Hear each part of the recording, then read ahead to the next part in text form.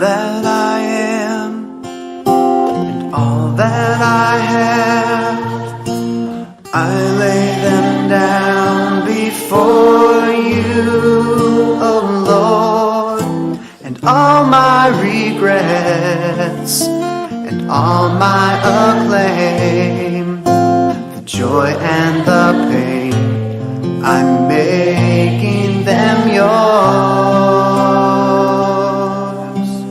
Things in the past, things yet unseen, wishes and dreams that are yet to come true. All of my hopes, all of my plans, my heart and my hands are lifted to you. Lord, I offer my life to you, everything I've been through. Use it for your glory, and Lord, I offer my days to you, lifting my praise to you as a pleasing sacrifice.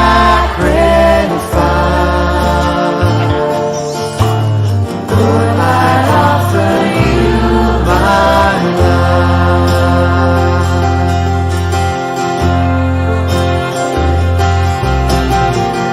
That I am, that I have, I lay them down before you, oh Lord, and all my regrets, all my acclaim, the joy and the pain, I'm making them yours.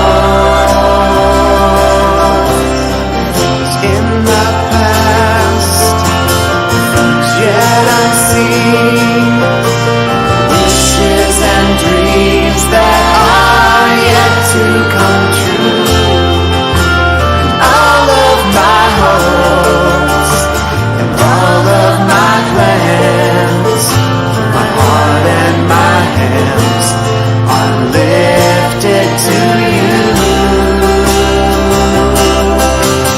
Lord, I offer my life to you, everything I've been through. Use it for your glory, and Lord, I offer my days to you, lifting my praise to you as a pleasing sacrifice.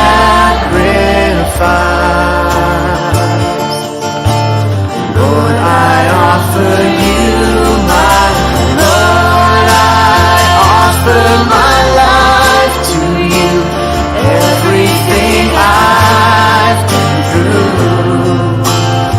Use it for your glory, and Lord, I offer my days to you, lifting my praise to you as a pleasing sacrifice. Lord, I offer you my life. Lord, I offer you my life.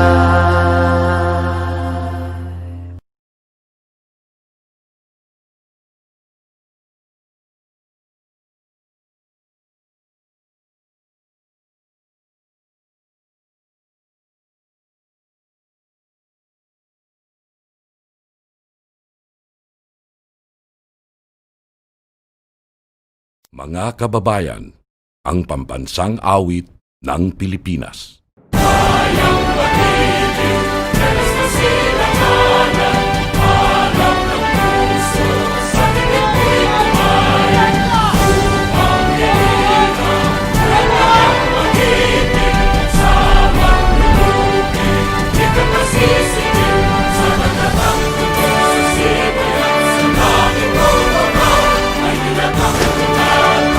Sa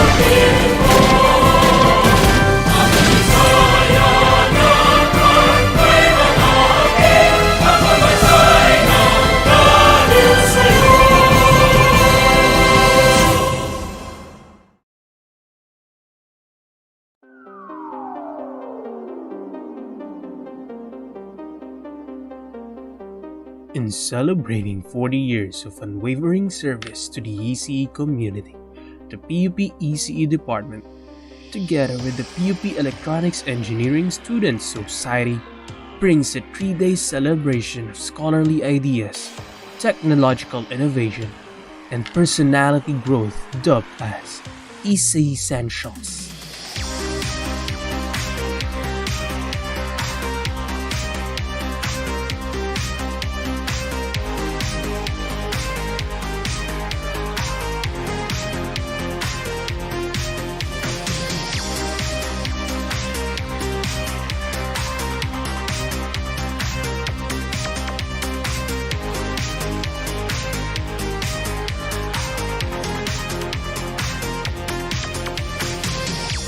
This year, it will focus on the emerging technologies in the electronics, engineering, and the fields that are relevant to electronics and communications. With the theme Clear Vision of the Future, this year's conference shall involve notable people sharing expertise in their respective fields. Ready, play, start.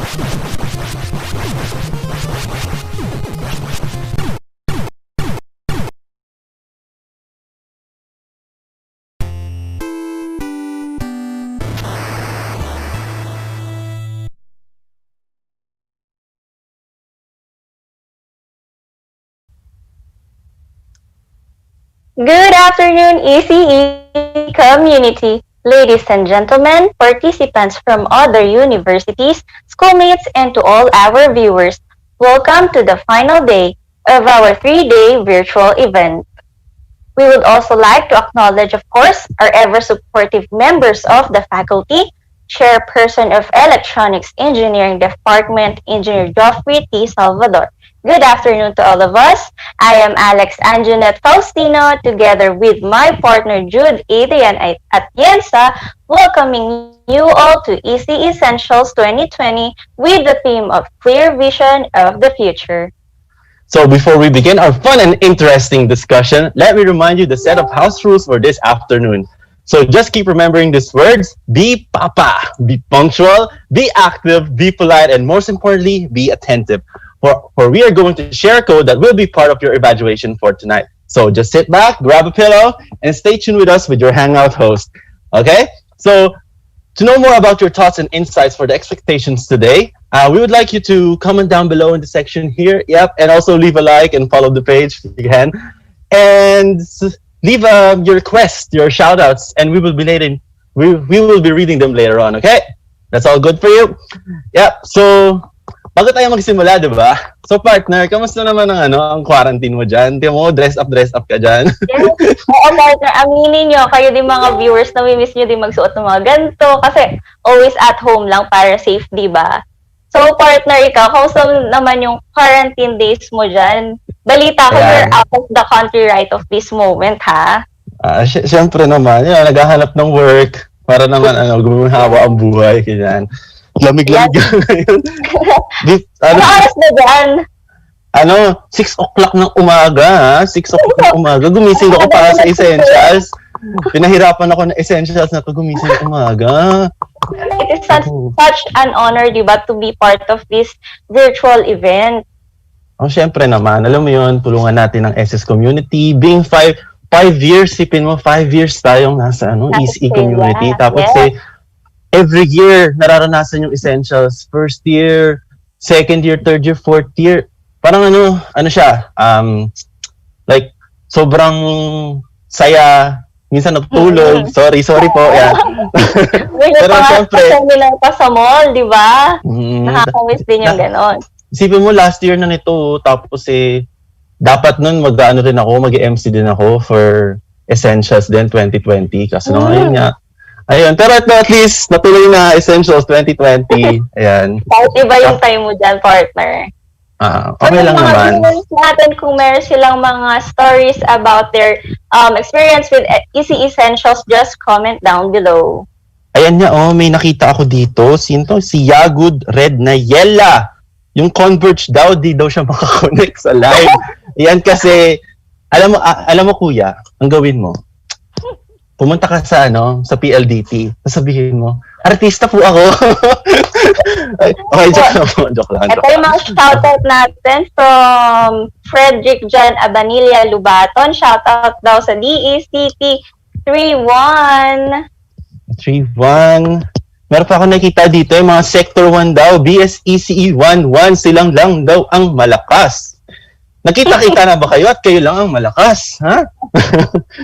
So may we request you, our valued audience, to please like or react and share this webinar with your friends here on Facebook to let them experience a clear vision of the future as well. And our registration for today event is still open, okay? So why don't you register now? And it is open until the end of our webinar. So reminder for all of you is registered, and the evaluated forms will be available tonight, 11:15 p.m. tonight. And you will receive a certificate. So don't forget to fill up the evaluation form after this webinar. Yeah, so yung mga hindi pa registered partner, pwede pa sila di ba mag-register until the end of this webinar. Tignan nyo lang po sa ating SS Facebook page at nandun po ang ating evaluation forms. And registration forms, of course, partner. Before we formally begin our webinar, we would like to remind you of some important matters.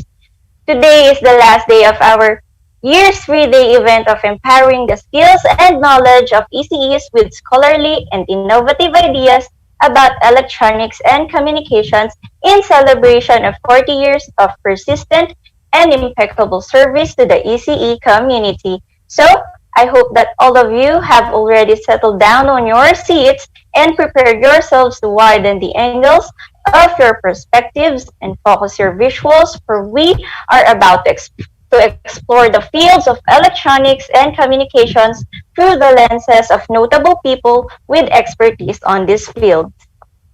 Okay, and I would also like to bring our attention to this long-awaited event, Essentials 2020, is brought to you by the Electronics Engineering Department of the Polytechnic University of the Philippines, Manila, together with the Electronics Engineering Student Society, and in partnership with the Radio Engineering Circle and Institute of Electrical and Electronics Engineering, Young Professional Philippines. And we would also like to acknowledge the following student organizations for their overwhelming support by joining us here in ECEssentials 2020. First, we have the Association of Electronics and Communications Engineering Students from the Polytechnic University of the Philippines, Santa Rosa, Laguna. And of course, the Organization of Electronics Engineering Students from the Technological University of the Philippines, Manila. And next, we have the Polytechnic University of the Philippines College of Engineering Student Council from PUP Manila. And of course, Alliance of United Electronics Engineering Students, also from the Technological Institute of the Philippines, Manila. We also have our viewers from Pamantasan ng Lungsod ng Maynila, the Electronics Engineering Student Society. And of course, partner, we have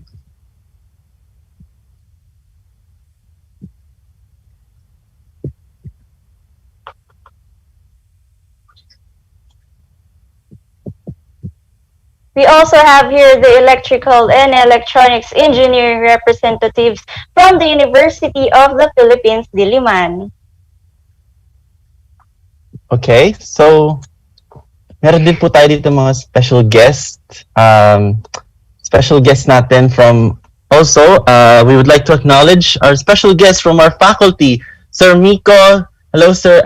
Sir Miko, Sir Carrascal, and also Sir Galimit. Hello po. Hello po, good afternoon to all of you, sir, engineers, rather.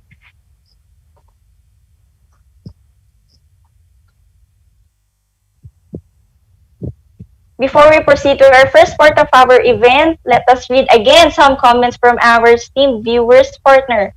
Hanap ka na dyan ng mga shout-outs. Shoutouts daw pala. Ito na natin. Shoutouts. Wait lang, medyo ano tayo sa live. Ha? See you soon. Ano? Hello guys, mag-shoutout naman po kayo. Ito, Yung mga sector nyo. Ayan, ito. Ulit, nakita ko ulit si Yagud. Ayan, shoutout daw sa mga sa mga spy namin daw sa GC nila. Marami ako, nung time din naghahanapan sila ng mga ng mga sector nila, yan. Sumali din ako sa mga GC nila. Ayan, salamat din sa pag-add sa akin. Ayan. Meron dito bumabati kayo sa akin. happy birthday daw. Pero hindi bang nakalagay sino yung binabati niya ng happy birthday? Meron doon happy birthday. EC11. Lahat daw birthday nila. Yun yung nakita ko kanina. Happy birthday din. nila sa birthday. Yan, happy birthday to all our celebrants for today. So, of course, Jude, like on the first 2 days of our event, we also have for today a video greeting from a very special guest. Special? She is an actress. Yes, she is an actress, a dancer, and a member of a girl group in It's Showtime. Can you guess who she is, partner? Si Ann Curtis ba ito? Dancer. Well, allow me to tell you that the one who I am referring to is none other than Miss China Filomeno. Let us all watch the video. Hi, PUP ECE. I hope to see you soon. Mwah. Ingat. Thank you.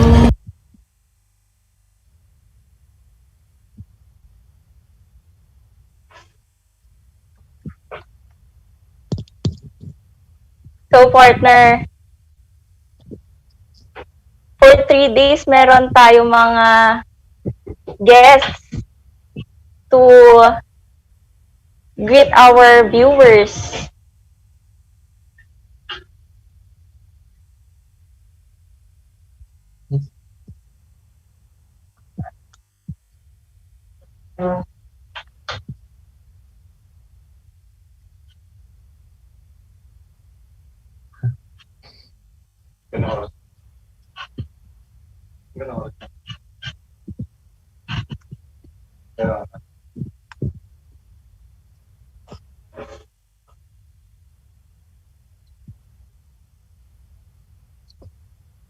Thank you, Ma'am China. Yan, surprise na naman. Meron tayong bagong surprise. Yan, kakaano lang, may bago tayong surprise. We have... Ay, wait lang. Tama ba ito? Nabasa ko? Hindi daw. Wala daw. Magbabasa daw muna tayo ng mga shoutouts ulit. Mga shoutouts ulit. Kung ano sabihin doon sa video greeting natin? May surprise daw tayo. Kasi lang sabi daw mamaya na daw yung surprise natin. Okay. Yan. So, magbasa na naman tayo ulit. Girl trends lang daw ang malakas, sabi ni Sir Rico. Hanap pa tayo dito, partner. Shoutout daw sa EC. Ang dami ng ECE11 ngayon, mga first year, mga active, no? Saan na yung mga fifth year? Di pa ba kayo gising? First year yung mga nakikita ko dito. First year, puro first year. Ano nga pala yung namimiss mo sa ECEssentials, sa mga engineering week? Siyempre, di ba, yung pagtatawag. Yung mga sa ECEssentials kasi, ito yung pinaka-araw talaga na hihintay ng mga ng mga estudyante sa ECE dahil dito tayo nagpo-formal. Pupunta tayo sa SM, nagpo-formal tayo, ayan, para matulog. Joke lang po, syempre para makinig. Ayan, makinig. Tapos ang dami nating freebies, mga palaro, yung mga intermission numbers natin. Yun talaga kasi, para nagano tayo, nagkukumpulan talaga tayo mga ECE. Kaso lang, yun nga, dahil ngayon. Makikita talaga natin yung mga friends natin from other sectors. Yan. Other sectors. Diba? Nakakamiss. Kaya nga eh.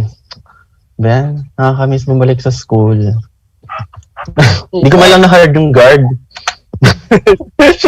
So, let us move on to our guest speaker for today.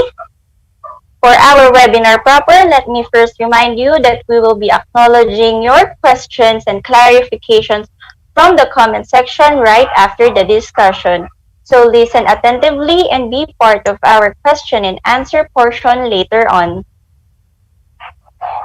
So now, allow me to introduce our first resource speaker for today, who will be sharing her knowledge and experiences regarding leadership tool project management. She has been a part of Electronic and Communications Engineering Student Society as the Vice President for Academic Affairs from 2010 to 2011. She graduated Bachelor of Science in Electronics Engineering at the Polytechnic University of the Philippines on 2016. She worked as a quality assurance engineer at SM Development Corporation from October 2013 to May 2014. She also has been a senior customer service professional at HGS Hindua Global Solutions from June 2014 to February 2019. Currently, she is an Engineer 1 Technical Service at Emerson Electric Asia. Ladies and gentlemen, ECE community, it is with great honor and pleasure to introduce to you our first resource speaker for today. Without further ado, let us all welcome Engineer Liza May Billones.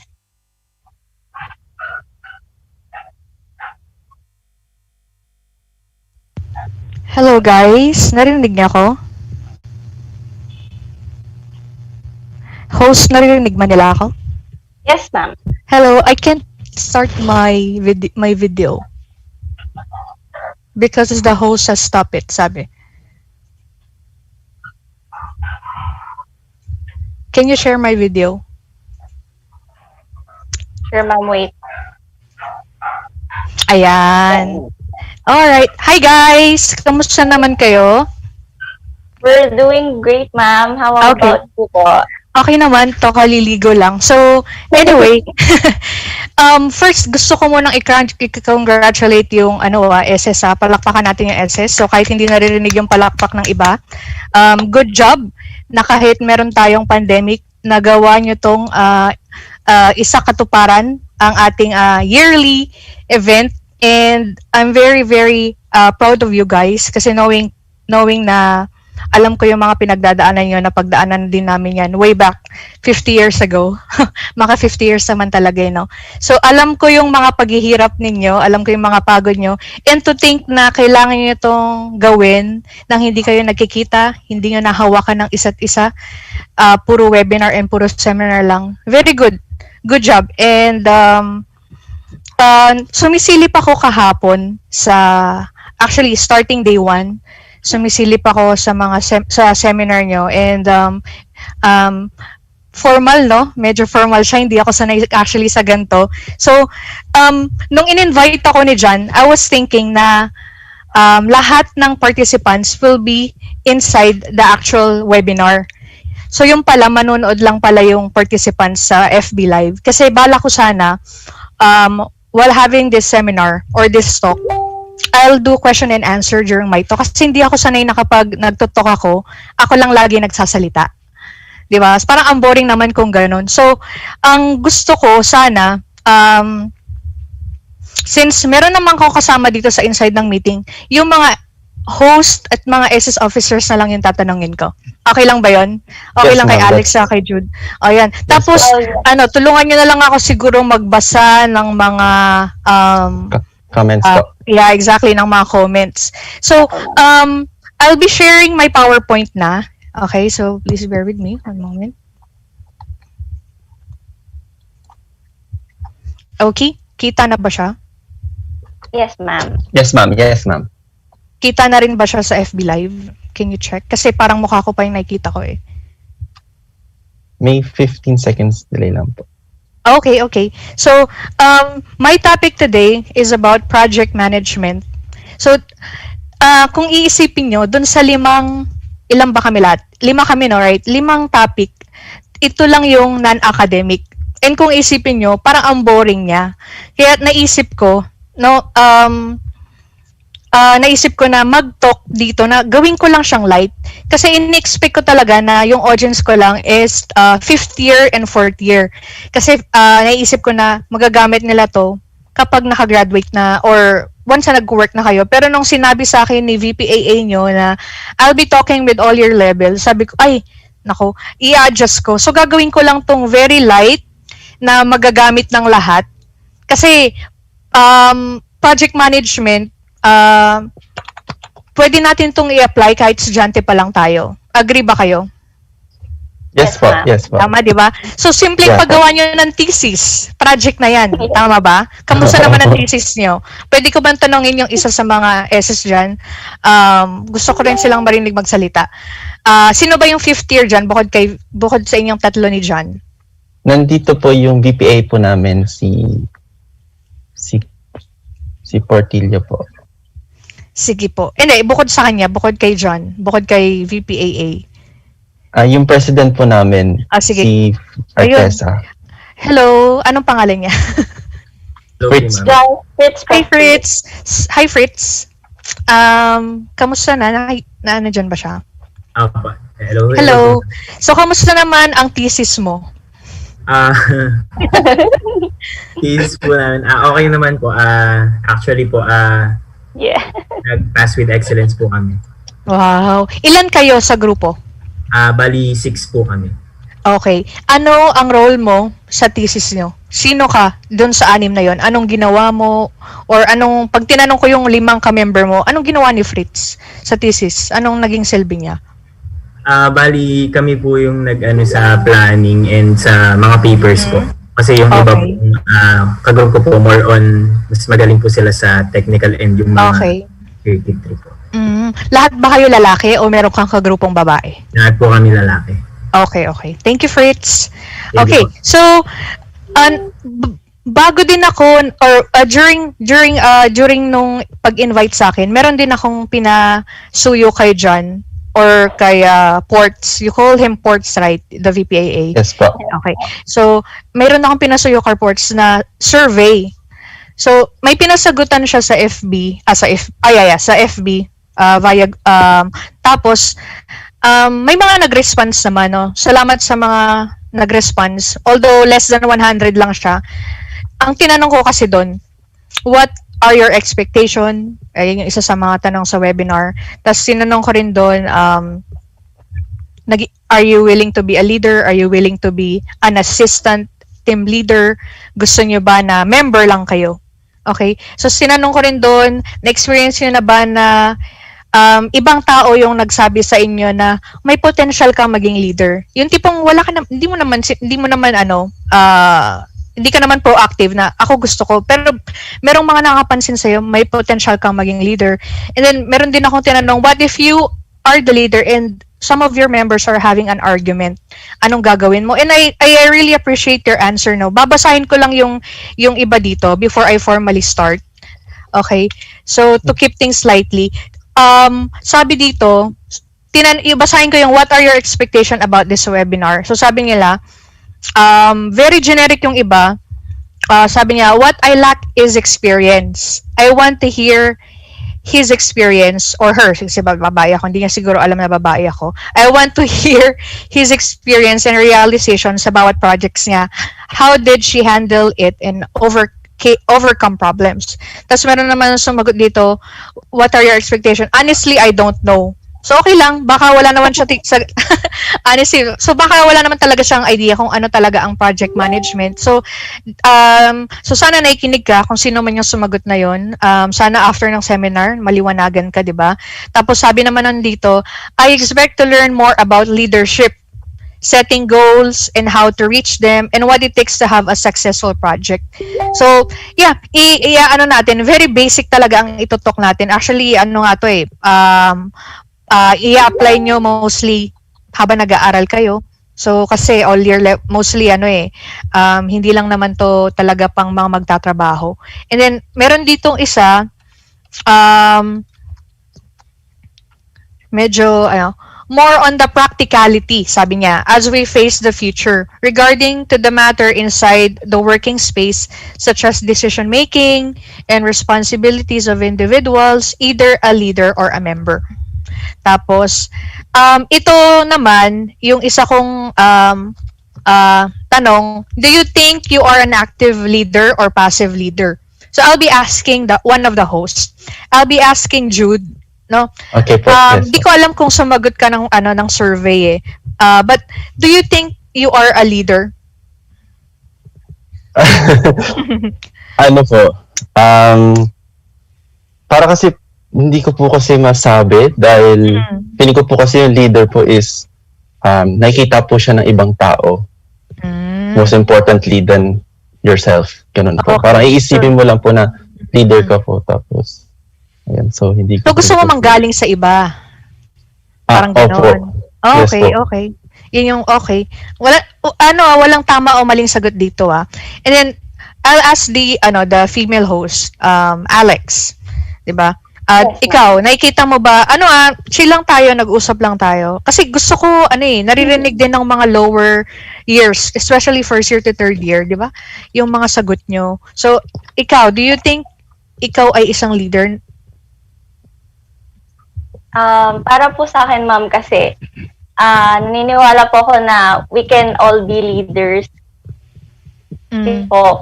Feeling ko, over time, matututunan po natin siya. And sa pagiging leader po, kailangan marunong ka din maging member para alam yung mga ka-teammate mo, ganun, ma'am. I agree. Gusto ko yung sagot mo, yung natututunan siya. 'Di ba? Kasi para sa akin although merong mga taong pinanganak na talagang leader, yung kasi ewan ko, namana na nila or nasa genes na nila, pero meron talagang mahiyain sa una, pero dahil na-develop and willing siyang matuto, eventually nagiging leader siya, 'di ba? Ang daming ganun. At isa na ako sa mga ganun. I'm an example of that. Hindi naman ako simula nung pagkabata ko, leader na ako. I'm not like that. So, na-develop. So, dyan napapasok yung pag-attend nyo ng mga seminar, pag-attend nyo ng mga leadership training, yung pag-join nyo ng mga organization like ECES, pag may mga volunteer works ito, pag-MC, yan yung mga magde-develop sa inyo kasi marami kayong makakausap na tao. Tapos dyan matitest yung patience nyo, kung paano talaga kayo mag-handle, di ba, ng mga simple projects lang. So, so let's go to the topic na. Okay, I'll be moving on with my slides. So, let's try to define first what is a project.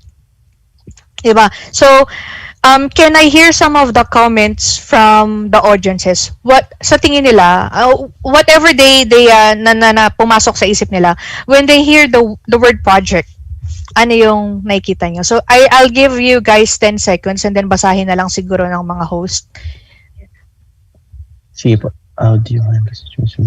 Let's wait for their comments po, ma'am. Okay.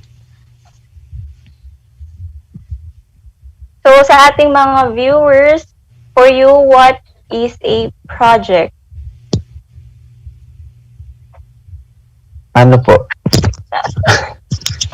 Ang dito po, may nagsabi po Okay. from John Kenneth Rafal, sabi niya po, responsibility daw po. Okay, good. May nabasa nga dito, bayarin daw ang project. Kaya, Tama naman. Tama, gagastos ka talaga. Ano pa from ba? Christian Lazo po, say task daw po, task. Task. Okay. Gastos. And from John Robert po, sabi daw po niya, input and output. Okay. Tama. Tama naman. Actually, lahat ng sinabi niyo, tama. At saka pinakatama doon, gastos. From a student perspective, gastos talaga. kasi maglalabas kayo ng pera. During my first year sa PUP, siguro unang pinagkagastosan namin is, subject kasi namin on basic electronics. Ang pinagkagastosan namin is paggawa ng power supply. I'm not sure if you did that as well. So that was the first ever project na ma-consider ko na nagawa ko simula nung nagpumasok ako sa ECE. Although individual siya, wala akong kagrupo. Pero that was the first ever project. So according to mymanagementguy.com, diba? A project is a great opportunity for an individual o kaya business para meron silang ma-produce na bagong product. Tsaka ginagawa nila yung project kasi meron silang gustong baguhin. Diba? Meron silang gustong mabaguhin or meron silang gustong i-improve. Tapos they keep creating projects kasi doon din sila makikilala ng mga clients sila, doon din makikilala yung company nila. Kasi imagine a company without doing any project. Diba? Parang anong purpose? So one characteristics of a project is dapat merong ka ring purpose, yung sinabi ko nga kanina. Why are you making a project? Tapos para kanino yung project? So dapat alam mo yung mga sagot dyan. And another characteristics of project is meron siyang katapusan. So walang forever, no? Walang forever sa project. May katapusan. Kasi like your thesis, di ba? I'm not sure kung ilang buwan yan ginawa after i-announce na kailangan niya matapos. And it's a requirement sa inyo. So, kailangan nyo siyang tapusin kasi once you close the project, you're either going to hand it over, diba, sa susunod na project manager. If it's a continuous project, papasa nyo siya. Kunyari, level 2 project na siya. Or, kailangan nyo talaga siyang i-shutdown kasi tapos na na-fulfill nyo na yung purpose niya. So, ganon. And then, let's go to the next slide. Now, let's define what is management. Okay, so I want to hear your thoughts again. When you hear the word management, PUP ECE, what comes into your mind? Ayan po, please leave down comments to what is management.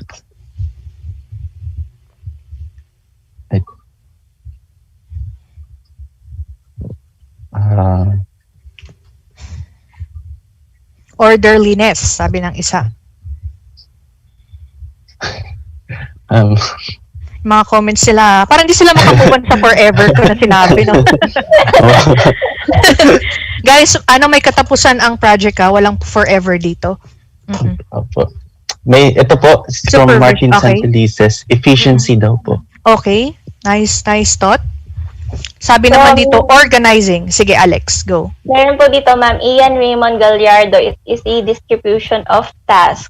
Okay, good. Sabi naman ni Paul Zaballero, management comes with rational thinking.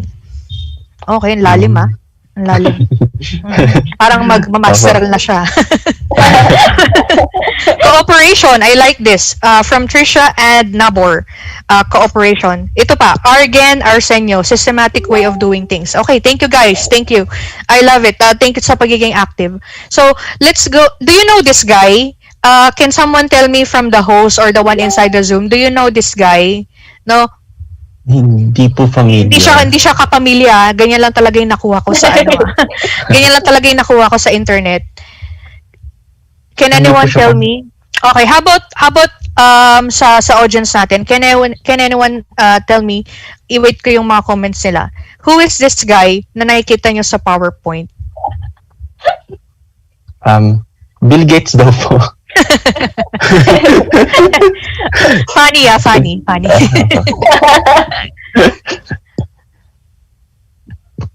Sino? Sige. Guys.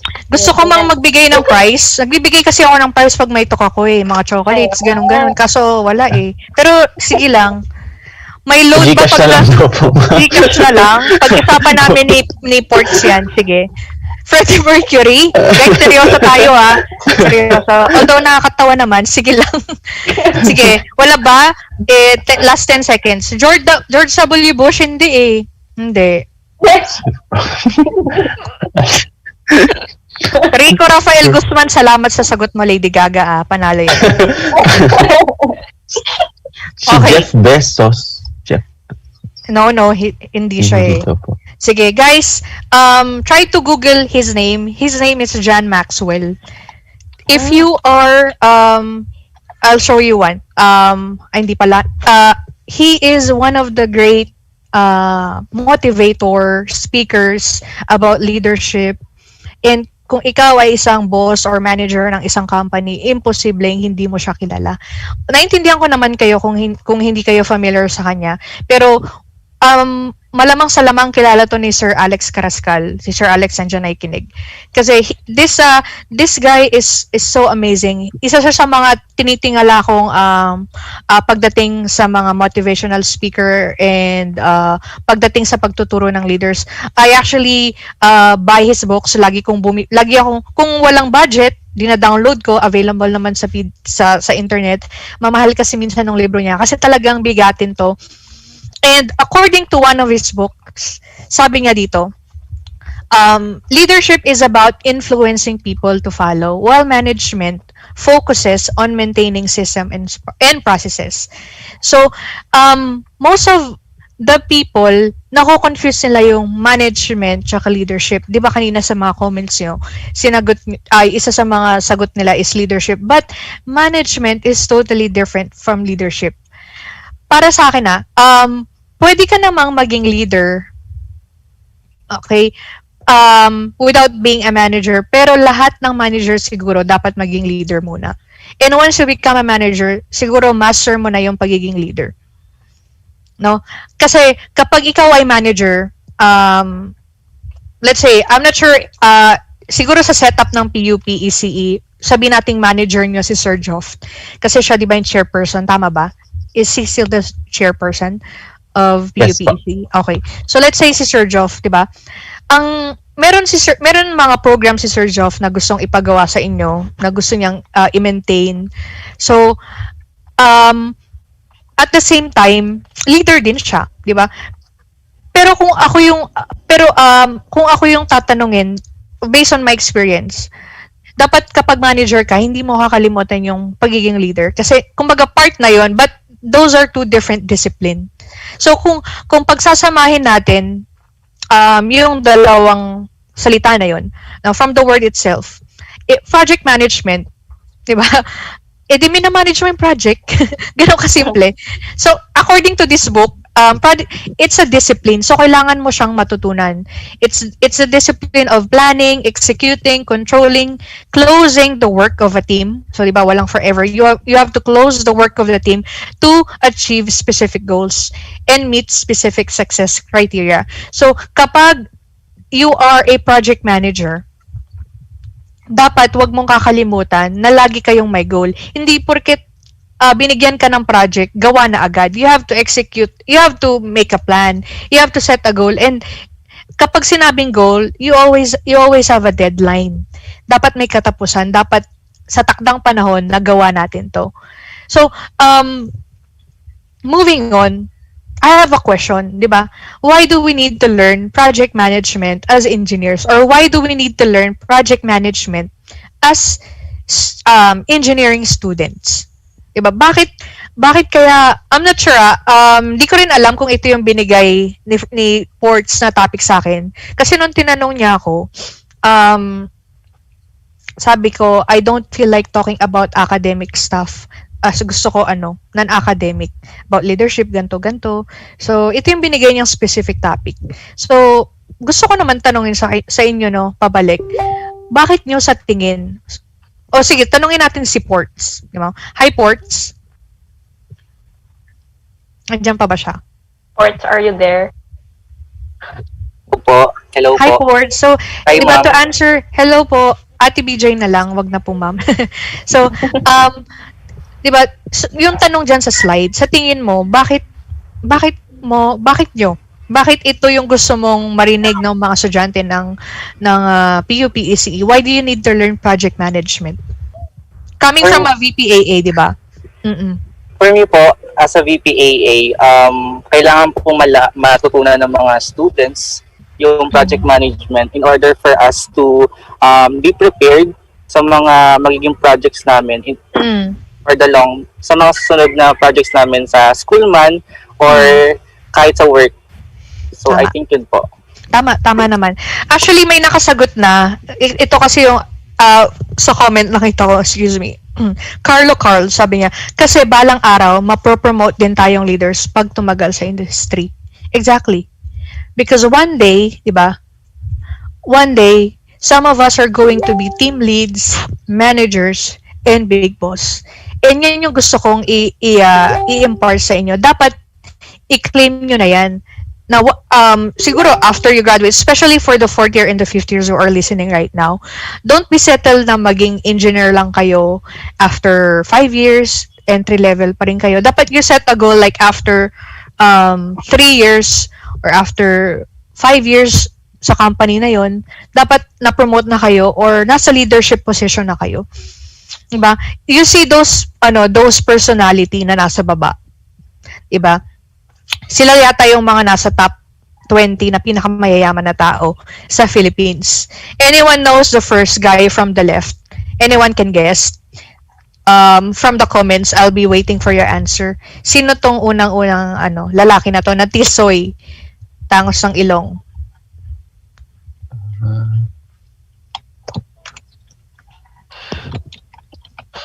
Sino siya? Sige, comments lang kayo guys. I'm reading your comments.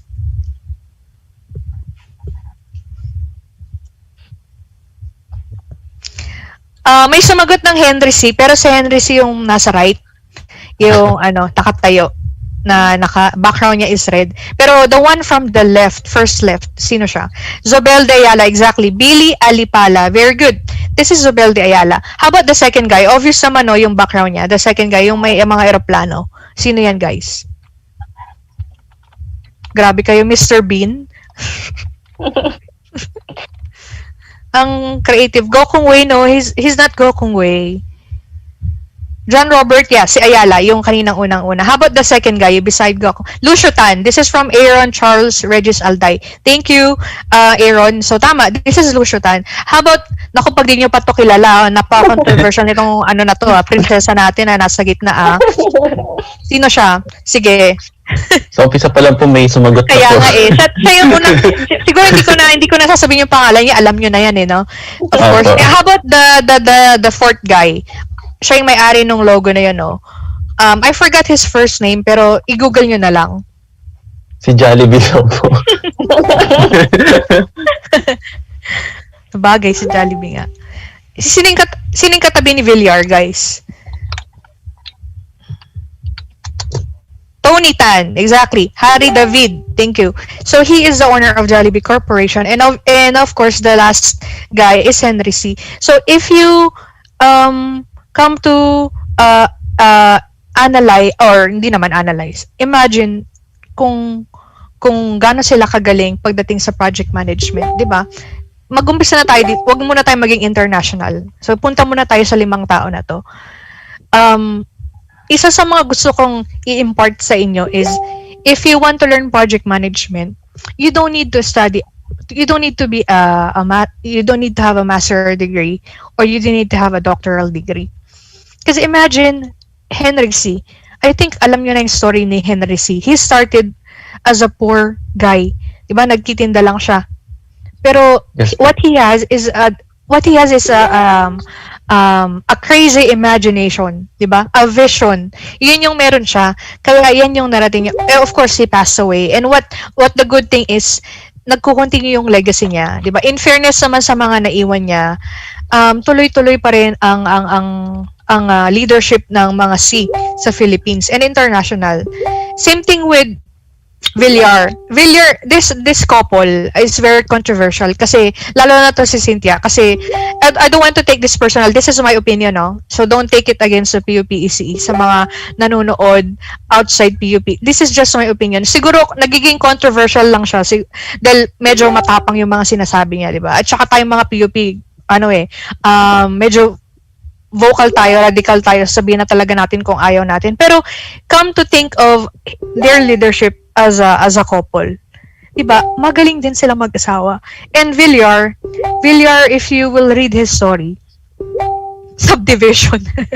Yeah, subdivision. They started also as a mahirap lang. Si Cynthia, alam ko ano to UP graduate to Hindi ko lang alam kung mayaman na talaga ever since. So, but the story of her husband, masipag talaga.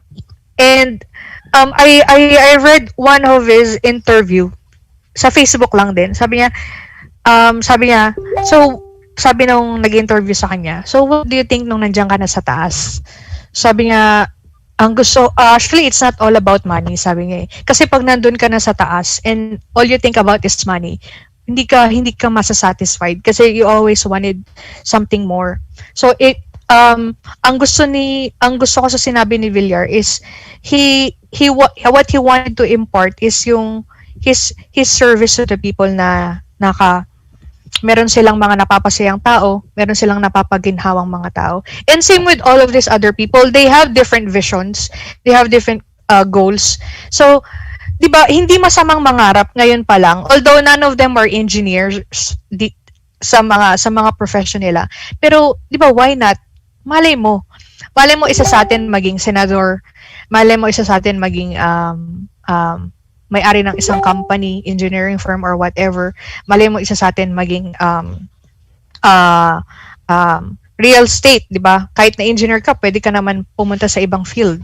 So, don't be settled na maging engineer ka lang after 10 years. No? Dapat after 5 years. And I wanted you to write this down. No?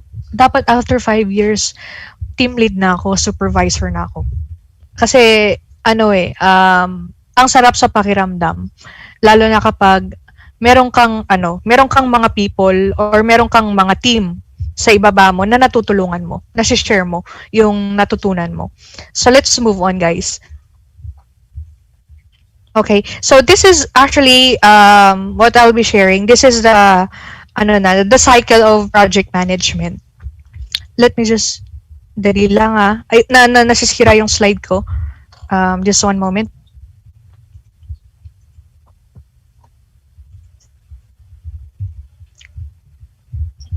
Yan guys, comment down below yung mga questions nyo for later on.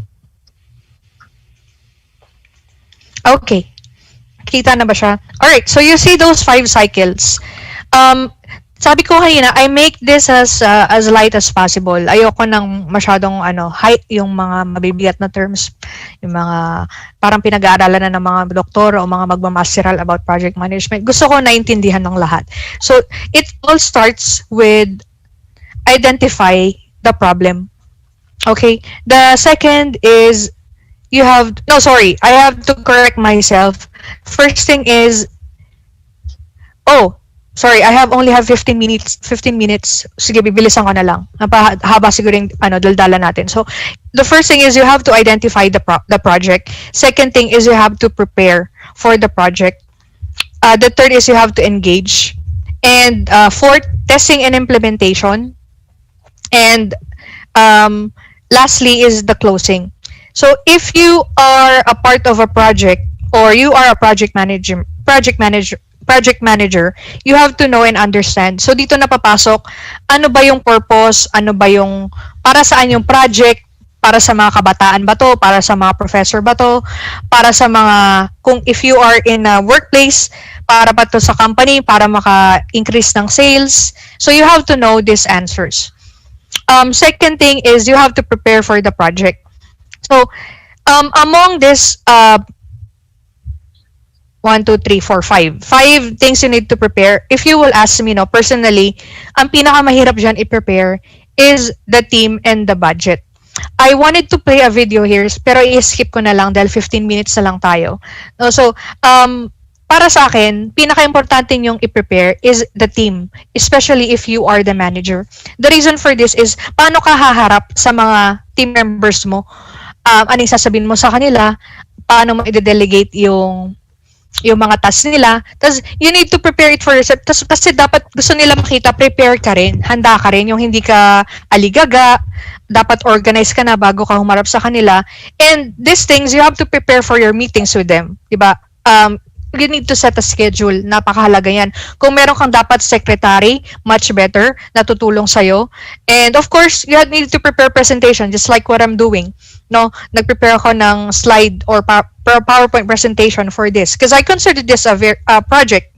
No, this webinar is considered a very project. And the materials needed for the project. Now, the third cycle is the implementation, the engagement, and the implementation. These are the two of the hardest. Pagdating sa engagement, para sa akin ito ang pinakamahirap. Okay? Because you have to learn, dito mo matututunan and dito mo matitest yung ability mo to lead. And dito mo rin matitest kung gaano magiging successful ang isang project. You need to learn how to motivate and encourage your team. And lastly, you need to be ready for this. You see that this one, shift happens. Alisin niyo yung letter F sa shift. Yun na yun. Diba? Diyan mangyayari yung mga kalokohan. Diyan na magkakaroon ng away-away. And this is what I want to share with you. This is very important. Medyo delay. Ewan ko nakita nyo na sa FB Live. I want to tell you guys, especially sa mga officers, no, hindi lang sa SS. One of the most important rules in leadership is when you are inside the room of your members, you have to understand that you are not the most intelligent person in the room. Wag na wag. Dahil lagi mong ipaintindi sa sarili mo na kailangan mo yung process of unlearning. Kasi sobrang dami ng bagay na matututunan mo kapag nakikinig ka. Kaysa ikaw lang lagi yung nagsasalita. Tandaan nyo yan. No?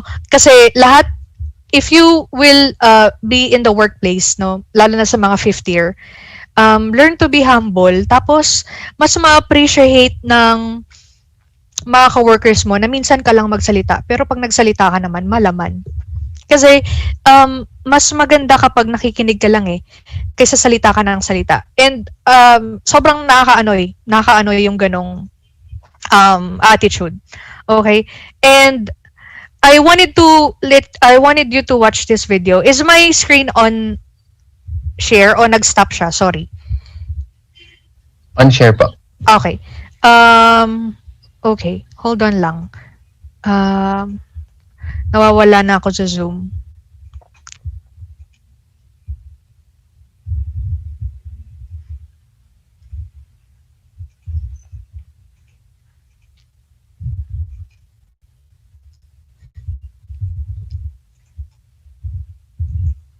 I'll stop share. Hold on. Okay.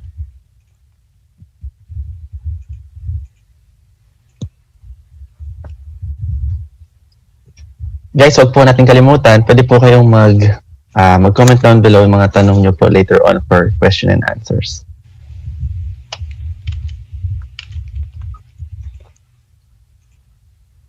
Okay. Sorry guys. I'll share my screen. So, fourth cycle is the testing and implementation. So, consider this, siguro sa part ng SS, consider this essentials, ECE essentials as your small project being a student, no? Ito na siguro yung testing and implementation nyo, itong mismong ongoing seminar. So, you have to be in control, especially sa head, especially sa VPAA. You need to be in control. Tapos, dapat ikaw yung hindi natataranta. Kunyari, yung host mo, nalilito, dapat wag mo sisigawan, relax ka lang. Kasi ikaw yung titingnan nila Kasi pag ikaw yung nakita nilang natataranta, you know, the domino effect, matataranta na rin yan. And dito rin sa testing implementation, you have to be ready pa rin sa shifting, na hindi lahat ng napaplano mo ay masusunod. Diba? Meron at meron yan magpagbabago. And dapat sa inyo din meron nagmo-monitor and reporting documentation.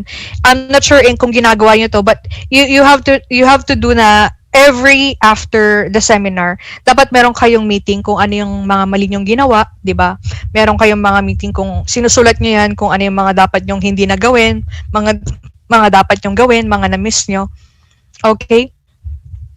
And lastly is the closing. So kapag may closing ng project, important ang documentation. So, dahil gagamitin to ng mga next na ongoing project. And then, pagdating sa company, this will help train future employees. Tapos, ma-preserve yung company knowledge. Ano ba yung mga ginawa nyo? At saka, nababasa nila kung ano ba yung mga ginawa nyo. And also, it's subject for change. Pwede nilang baguhin yung documentation nyo. Okay? And, pagdating naman sa handover, okay, this will be the smooth transition.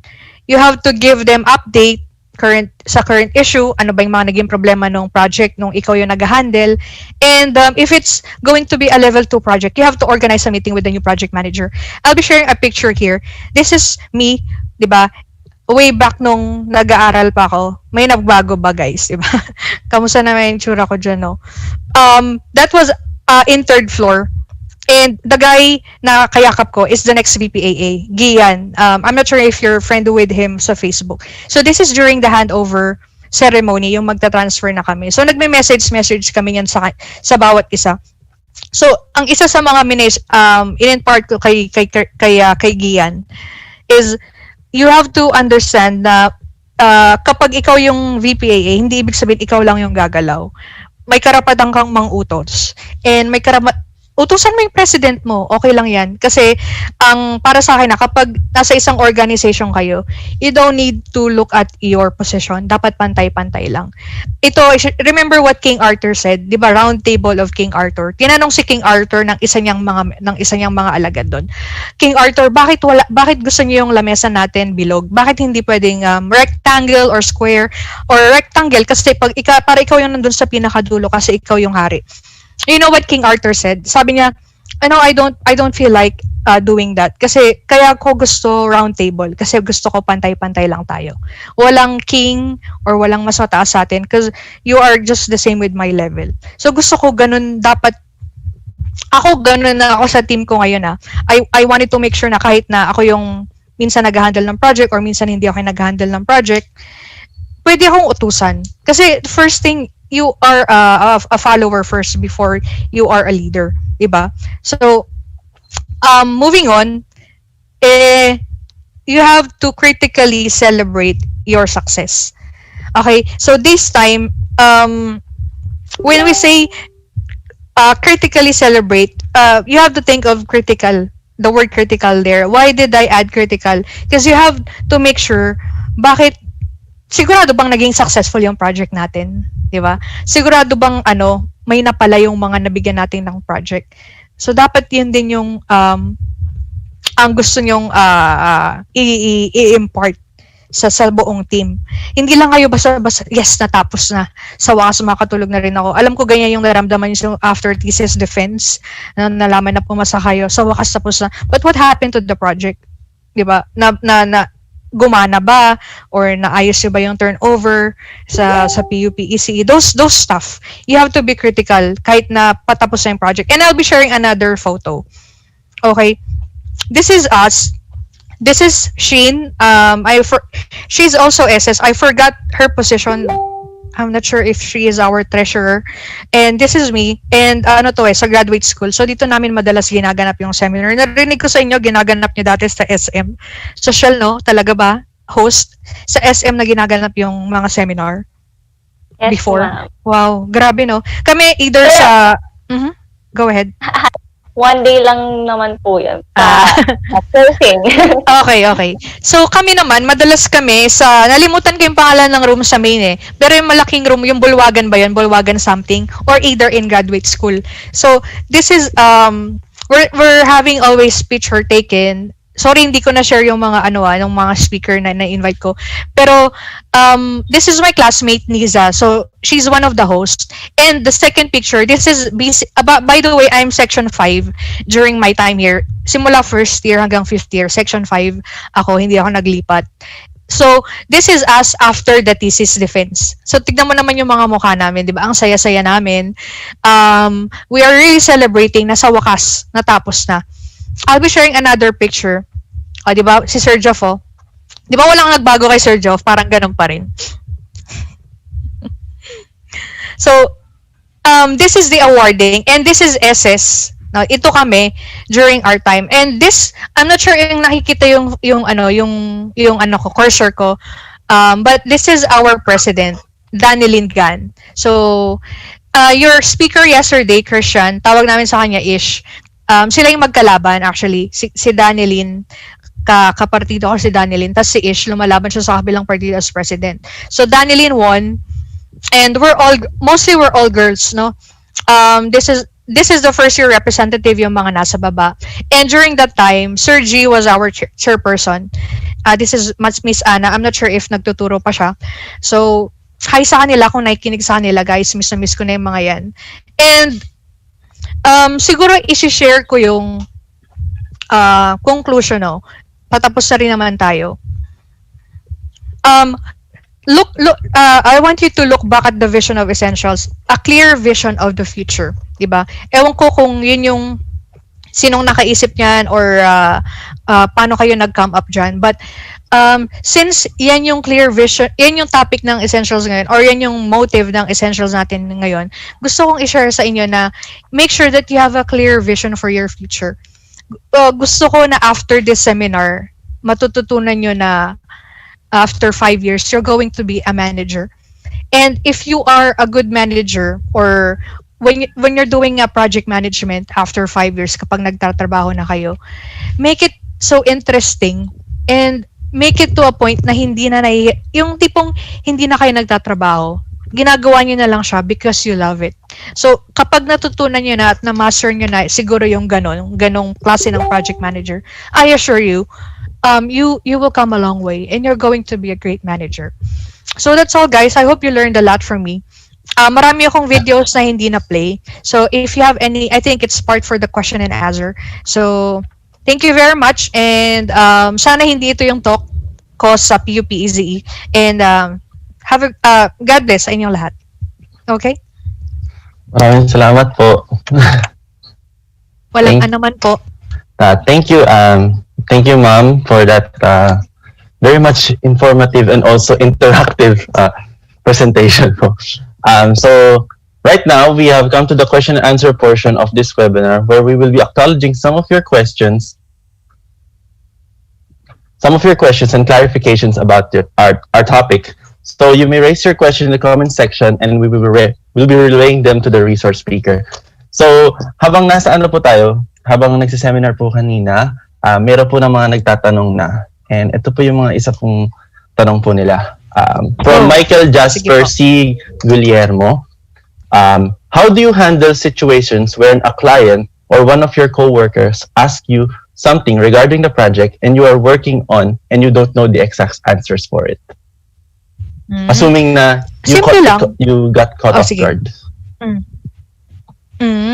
Siguro I'll get back to you. Very simple.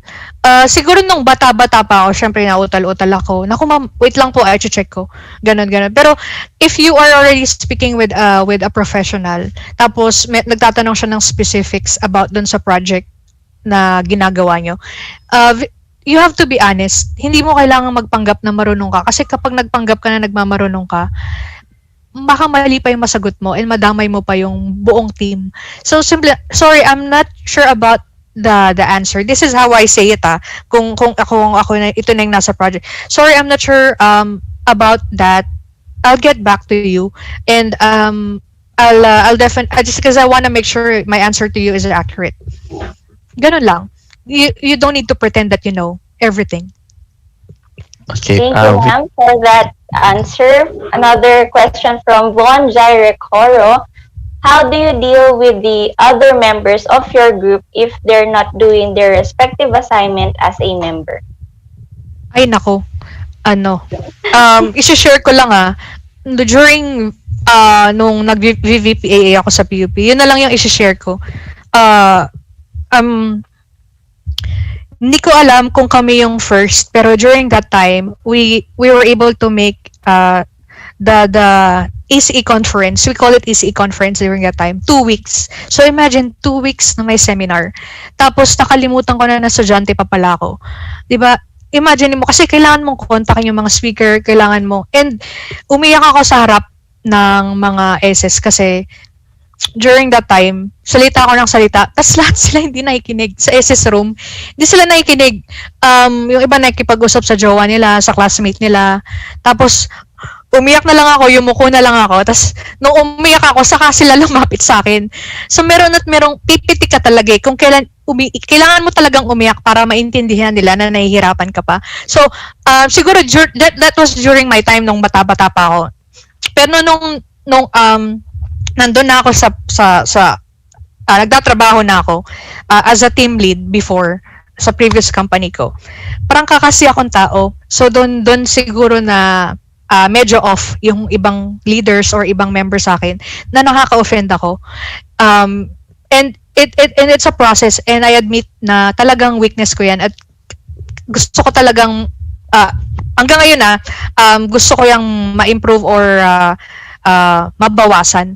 So, sinasabi ko kung ano yung nakikita ko, sinasabi ko kung ano yung nahirapan ko, and I'll make it to a point na kapag nakita akong mali, kakausapin ko na siya one-on-one. And I have this rule na if you want to praise your team, you have to do it in public.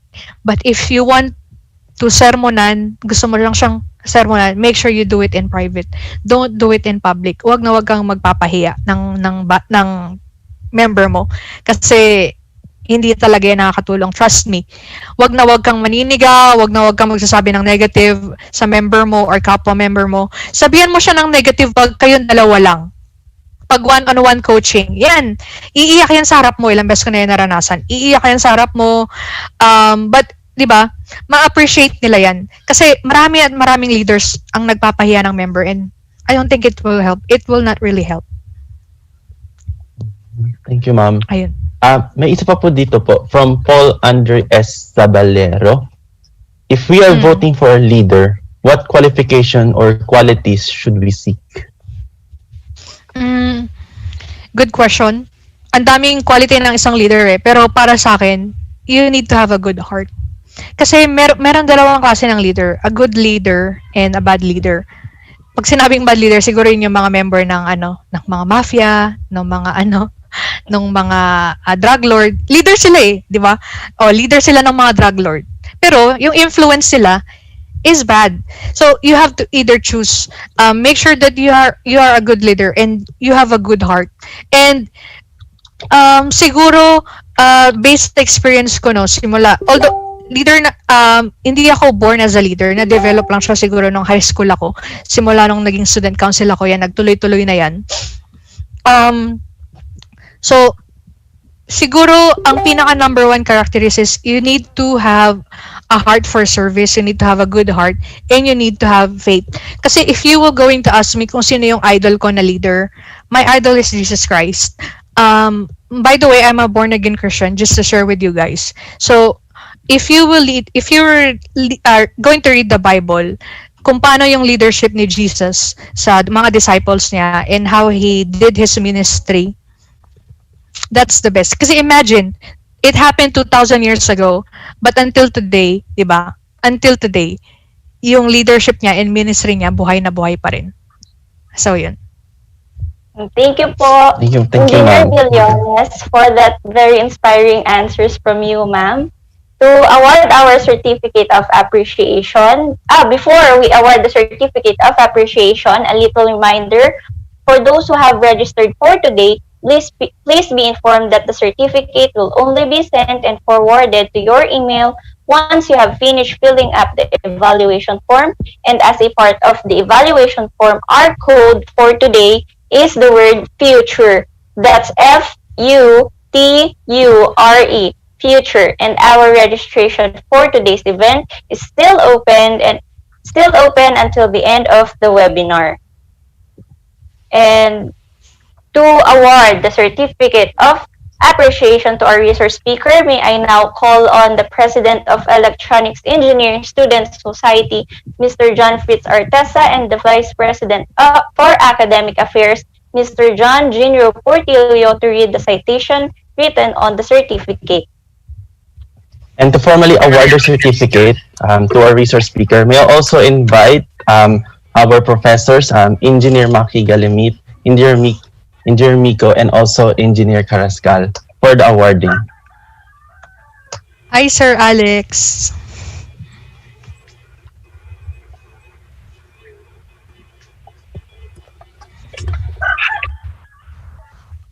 Good afternoon. Allow me to read the citation. Polytechnic University of the Philippines College of Engineering, Electronics Engineering Department, Electronics Engineering Student Society.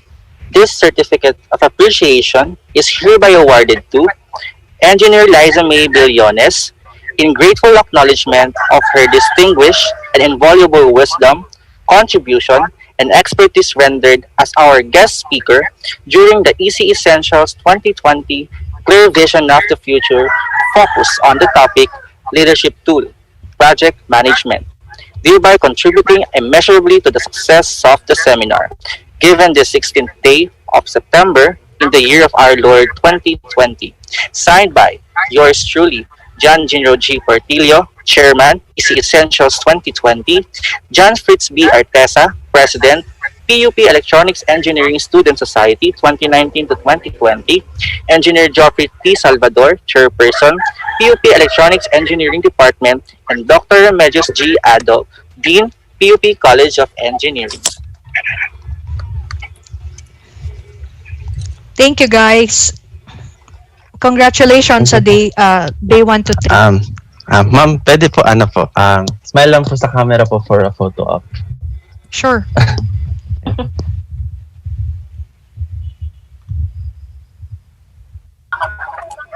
Okay. Okay. Alex. Pwede nang gumalaw. Yes, ma'am. Okay, so yeah. We would like, ma'am, to extend our words of gratitude to our resource speaker, Engineer Liza May Billones, for giving us a clear vision of the future through sharing her ideas and expertise relating to the topic, Leadership Tool, Project So, kailangan Management. may open yung mga cam ng mga professor. Ano sabi nila, Alex? Ay, shucks. And also I would like to acknowledge the presence of our one of our dearest professor, Engineer Noriega. Hello, ma'am. So, ayan, tapos na tayo sa isang tapos na tayo sa natin. So, anong speaker natin? Sabi ko kanina may surprise tayo, tapos tayo pala yung na-surprise. Ano pala siya? Interactive pala siya. Naggulat ako doon. Magsasalita ko pala ako. Okay. Di ba? Kaya dapat B-Papa talaga, partner. At saka opo, John Leonard Banic. Dala-dala po yung nasa background. Papatanggal lang po ng kaba. Ayan. Yes. Nanood po ng K-pop. Tapos shoutout din po pala sa mga dyan, sa mga Sector 1. Hello po, Sector 1. Ayan, nag-comment si Ma'am Noriega, si Engineer Noriega. Hi po, ma'am. Good afternoon. Good afternoon po, ma'am. So, nandiyan pa po kayo mga Sector 1. Magano naman po kayo. Mag-comments naman po kayo. Shout out kung yung mga sector. Yeah, Sector 1, Sector 2, Sector 3. Opo, Sector 4. And syempre, mga ka-sector ko, Sector 5. At syempre, di natin makalimutan ng 1P. Hello po, 1P. Graduate po tayo lahat, Ayan. At saka, opo, Sir John Malabanan, malamig po. Ano po siya? 11 degrees po ngayon. Sorry po. Ayan. Yes. Yes po. Jude, balita ko may pa-games daw tayo today. May pa-games tayo. Yes. Ano yung mga pa-games natin? Another surprise. Wait lang. Ayan, nagka-comment. Ayan. Okay. So, simple lang naman po ang pa-games natin. Sasagot lang po kayo dyan sa comment section. At tapos yung team po natin, i-message po kayo for your prizes. that you So are about to reminder get. lang, hindi po paunahan ang sagot kung sino yung randomly na makababasa namin dito sa comment section, siya yung i-message ng team natin. So to Yes. start off our ECEssentials 2020 academic questions, we have our first sample question for today. Jude? Ang hirap. Ang hirap pala. Okay. The two half-dipole antennas are positioned for maximum transmission and reception of signal. If the input power at the feed point is 150 watts, what is the voltage induced at the feed point if the antennas are spaced 1 kilometer apart and operating at 126 megahertz? So, testing po tayo. Sino po makakasagot? Bring out your calculator and pen. Or kung matalino talaga kayo, gamitin nyo na lang po ang inyong utak. Ayan, from Rico Rafael Guzman, no? None of the above daw, partner. None of the above. Sure ka? Parang nakikita ko letter C. Letter C. So, ano nga bang answer dyan sa question natin for our first question? At ito po, makikita natin ang solution. It is 65.11 millivolts. Kung sino man nakasagot niyan in less than 10 seconds, ata. Congratulations! Kayo na ang matalino. Ang tamang sagot ay letter B. Yan. Yan. Okay, Formally- for first question. Okay, go on. Go on, ma'am. So for our first question for today, who painted the scream? So we will give you guys 15 seconds to answer. Yan, comment down below. And daw letter C daw for Christ. Merry Christmas po. Merry Christmas po, Sir Justin. So yan.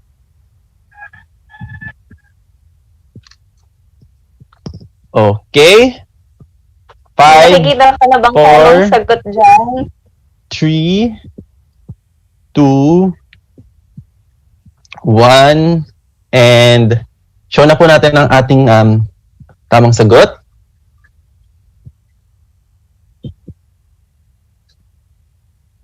So what is the answer for that question po?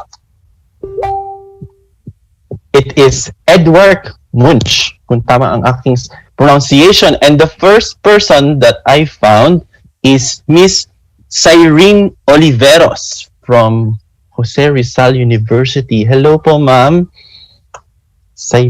Ito po. Kaya po ba mapakita sa sa screen natin si Ma'am Cyrene Oliveros? So Ma'am Olivers, expect a message from our team po for your prize for today. Okay. Next question.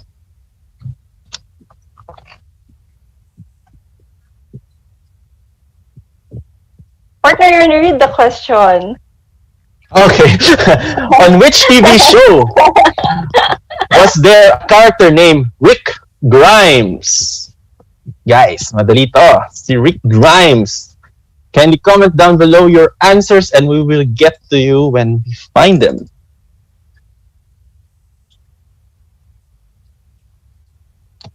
Ayan guys, the Grimes daw, sabi ni Sir John Suko. Okay, ang bilis natin makahanap agad ng sagot. Yan, Yes mamili po, Sir Rico de Guzman. Si Pia Works Back Show po ito. Si Rick Grimes po. Yes. So, ang tamang sagot po is The Walking Dead.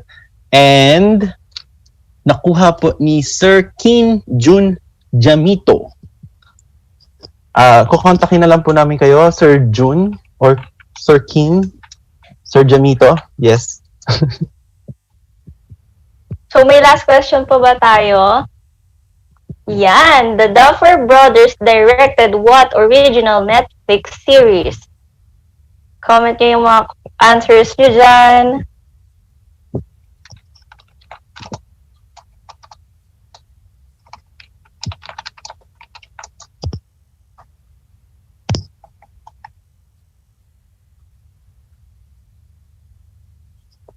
Okay, parang wala pa po ako nakikita na may tamang sagot. Yan. Ayan, may nakita po ako. Randomly, nakita ko po siya. Yung nagtanong po sa akin kanina kung dala-dala po bang nasa likod. Si Sir John Leonard Banikid. Kung tama po. Yeah. Stranger Things. I'll put your name here, Sir John Leonard. Yan po. Congrats po, Sir John. Opo.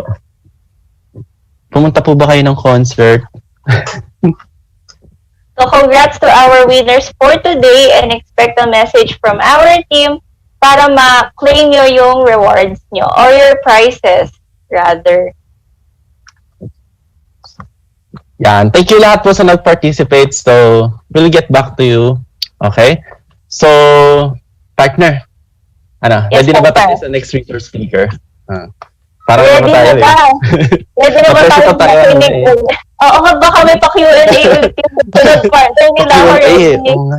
Yung next speaker pa naman natin, naging professor ko pa naman, baka tanong-tanongin pa tayo dito.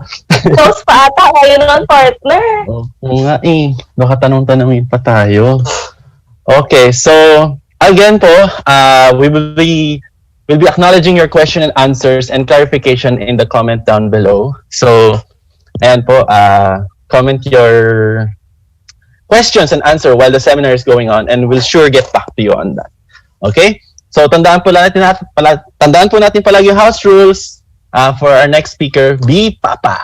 Yeah, be Papa, be punctual, be active, be polite, and most importantly, be attentive. Because our next speaker is gonna talk about something that will surely enhance your knowledge in this for the electronics and communication knowledge or in the industry. Okay, so let me introduce to you our next speaker for this afternoon. For the topic of embracing 5G technology, improving the lines of Filipino through connectivity. Okay, so I will be reading out our next speaker.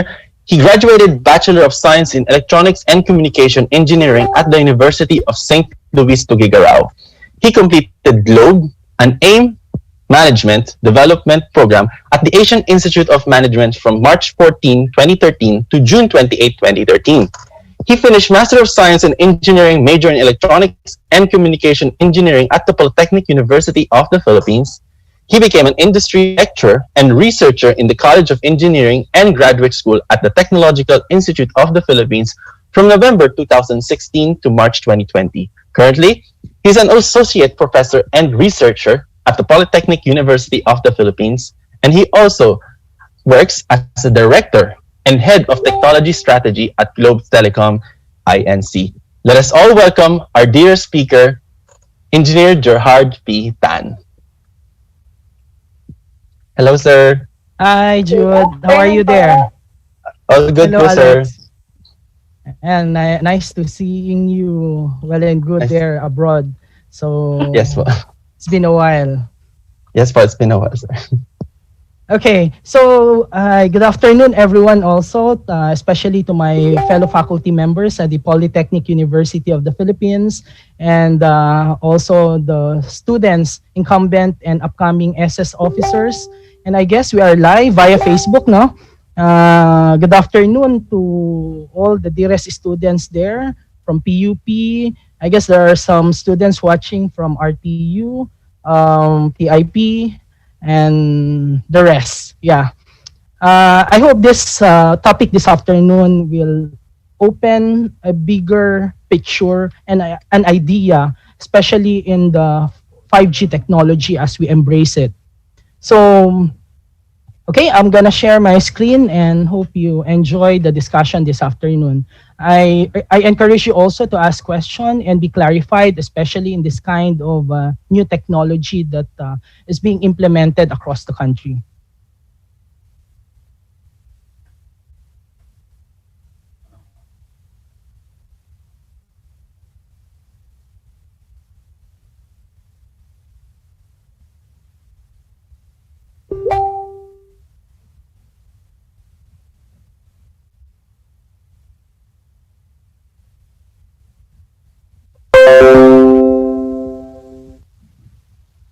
Okay. So this afternoon's topic is basically embracing 5G technology, improving the lines of the Filipinos through connectivity. You know, when the SS officers invited me and shared me about this title, I said, go. Because it's something meaningful and it will also create an inspiration, not only to professionals, but also to students. Because young minds create young ideas, new ideas that will help in the development of our country. Let's have a short journey on the Philippine telecommunication landscape. So even me, I was mesmerized. It all started 1878. So during those years, we started already investing in what we call submarine cable. So at that early years, meron ng telecommunication. So as time progresses, technology evolved. And with the aggressive evolution, especially in the wireless communication, you can see in the early 2003, if I recall, so these are now where 2G, and even as early as 1992, I should say, 2G had evolved, and we were named texting capital of the world. Then eventually 3G came in 2004. Then it became available in 2008 in our country. Then of course 2012 came the launching of 4G, and last 2 years, 2 years ago, 2019, came the 5G. So as you can see, the Philippines had been named as the texting capital way back 2003. Ayan, no? Number 1 ang Pilipinas. So, until 2011 and 2010, the Philippines is still undisputed text capital of the world. Yan yung dati na chika text natin. So, mahilig ang mga Pinoy talaga sa pakikipag-chat. Then eventually now came the 3G into picture. So that's where the start of the mobile sabi for the Filipinos. So maalala ko pa, Friendster had been there, then eventually it evolved into Facebook. So these are a lot of wonderful things that 3G had brought about here in the country. So we became now a fastest growing country in terms of demand on the use of smartphones and of course mobile internet. So that translates into what we call our urge for a faster throughput when we are connected to the internet. So the Philippines LTE speed is on the 85th, but eventually had improved. So nonetheless, the road towards the wonderful internet experience is a promise of 5G. So our company Globe had launched the first 5G network way back 2019. So we were the one that, started activating 5G in the Philippines. So the company had embarked in partnership with Huawei in terms of the 5G technology being deployed here. It started in Manila, then eventually spread across Greater Manila area and CBDs in the other region. There, as you can see, we were the first in Southeast Asia and the third in Asia when we launched the first 5G network. So this brings into the country to improve the state of internet connectivity. The promise of delivering to the consumer or to the customer better customer experience in terms of their internet connectivity. So let's have a snapshot and revisit of the wireless evolution in terms of the technology during the early days, 1G, 2G, 3G, 4G, and now 5G. So I guess none of you was there in 1980s kasi mga millennials kayo and zennials eh. So Even me, I was born 1983, so I only saw the walkie-talkie type when I was already in high school. There already exists 2G, that Nokia 3310. So I do have that one also before. So then eventually, speed had improved. Then 3G had emerged, eventually 4G, and now 5G. So furthermore, ayan, the foundation of 1G is based on analog network. So very limited ang capacity or bandwidth. Limited yung number of subscribers that can latch into the network. So it evolved into 2G. So it now uses time division multiplexing technique where it can deliver voice call and SMS. And likewise also, more bandwidth now, thus more subscriber to latch into the network. So came 3G, so a much better bandwidth, wider, and more subscriber, and now the emergence of a faster internet connectivity. So the very foundation of 3G services are voice call, SMS, MMS, okay, multimedia services, and also, of course, the internet connectivity. So it's rich and colorful services that now creates the opportunity for us to latch to the internet at higher throughput. So came 4G technology. Yan. So much faster speed, wider bandwidth that is being offered, more subscriber, and a reliable network being offered to consumer. So I guess some of you has most this kind of phone, Apple, Samsung, and Huawei. Those are the brands. And now, of course, 5G. So as part later of the slide, I'm going to share how the different use cases of 5G and how it will become beneficial in terms of helping improving the lives of every Filipinos. So yan. Speed up to 1 gigabit. When we tested it in our first commercial launch, we were able to achieve 2.57 gigabits per second.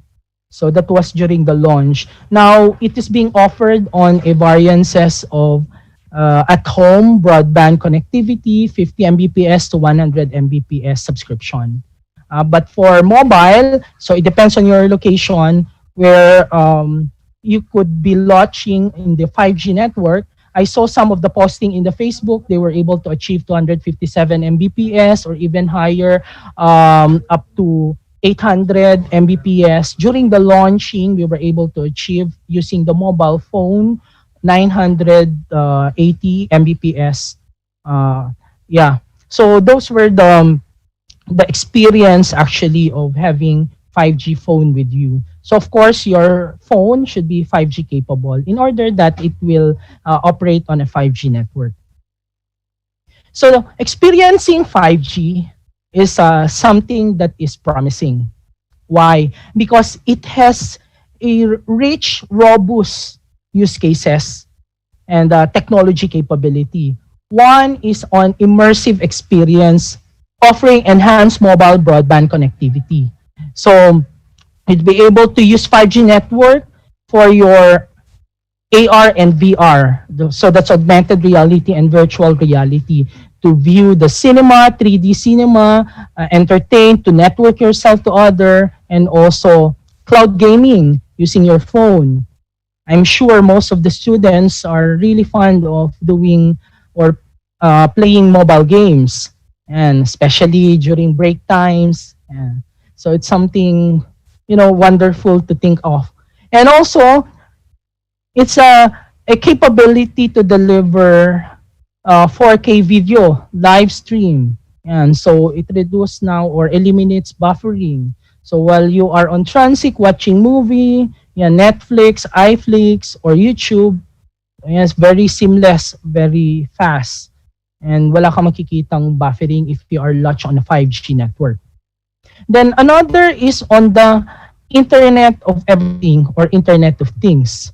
So this delivering the use case capability on massive machine type communication. So yan yung mga sensors natin, IoT sensors.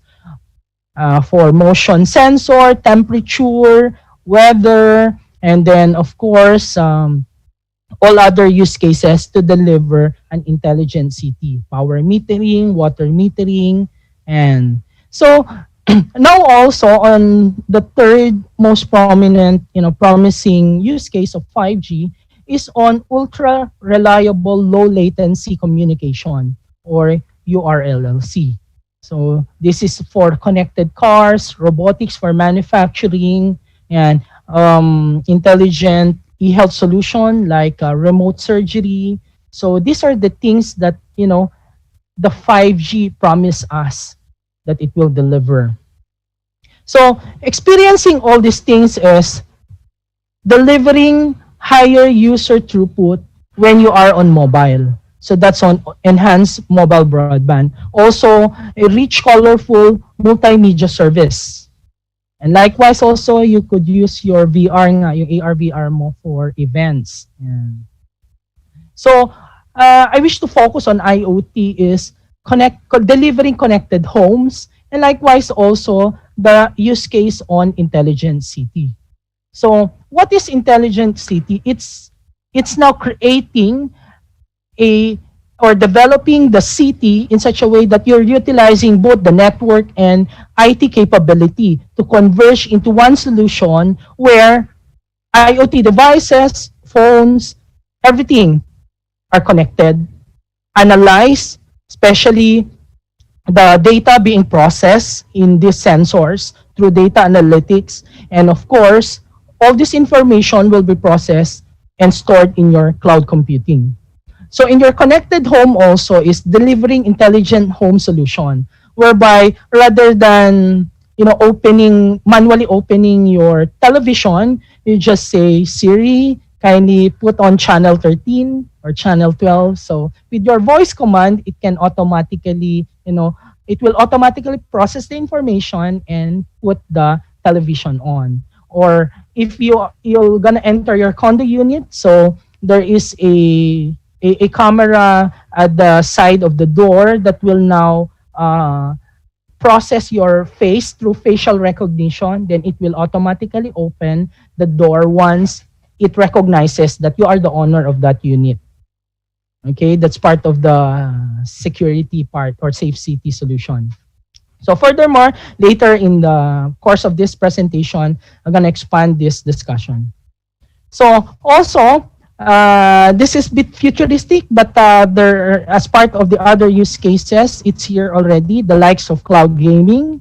So also on the AR, VR, and in the future, driverless cars. So pag tinatamad ka mag-drive and your car is capable for unmanned vehicular capability, so you'd be able to sit back and relax, then just tell the car that, hey, my beloved car, just drive me going to SM North EDSA. So it will now have the location-based service as part of the capability of that driverless car.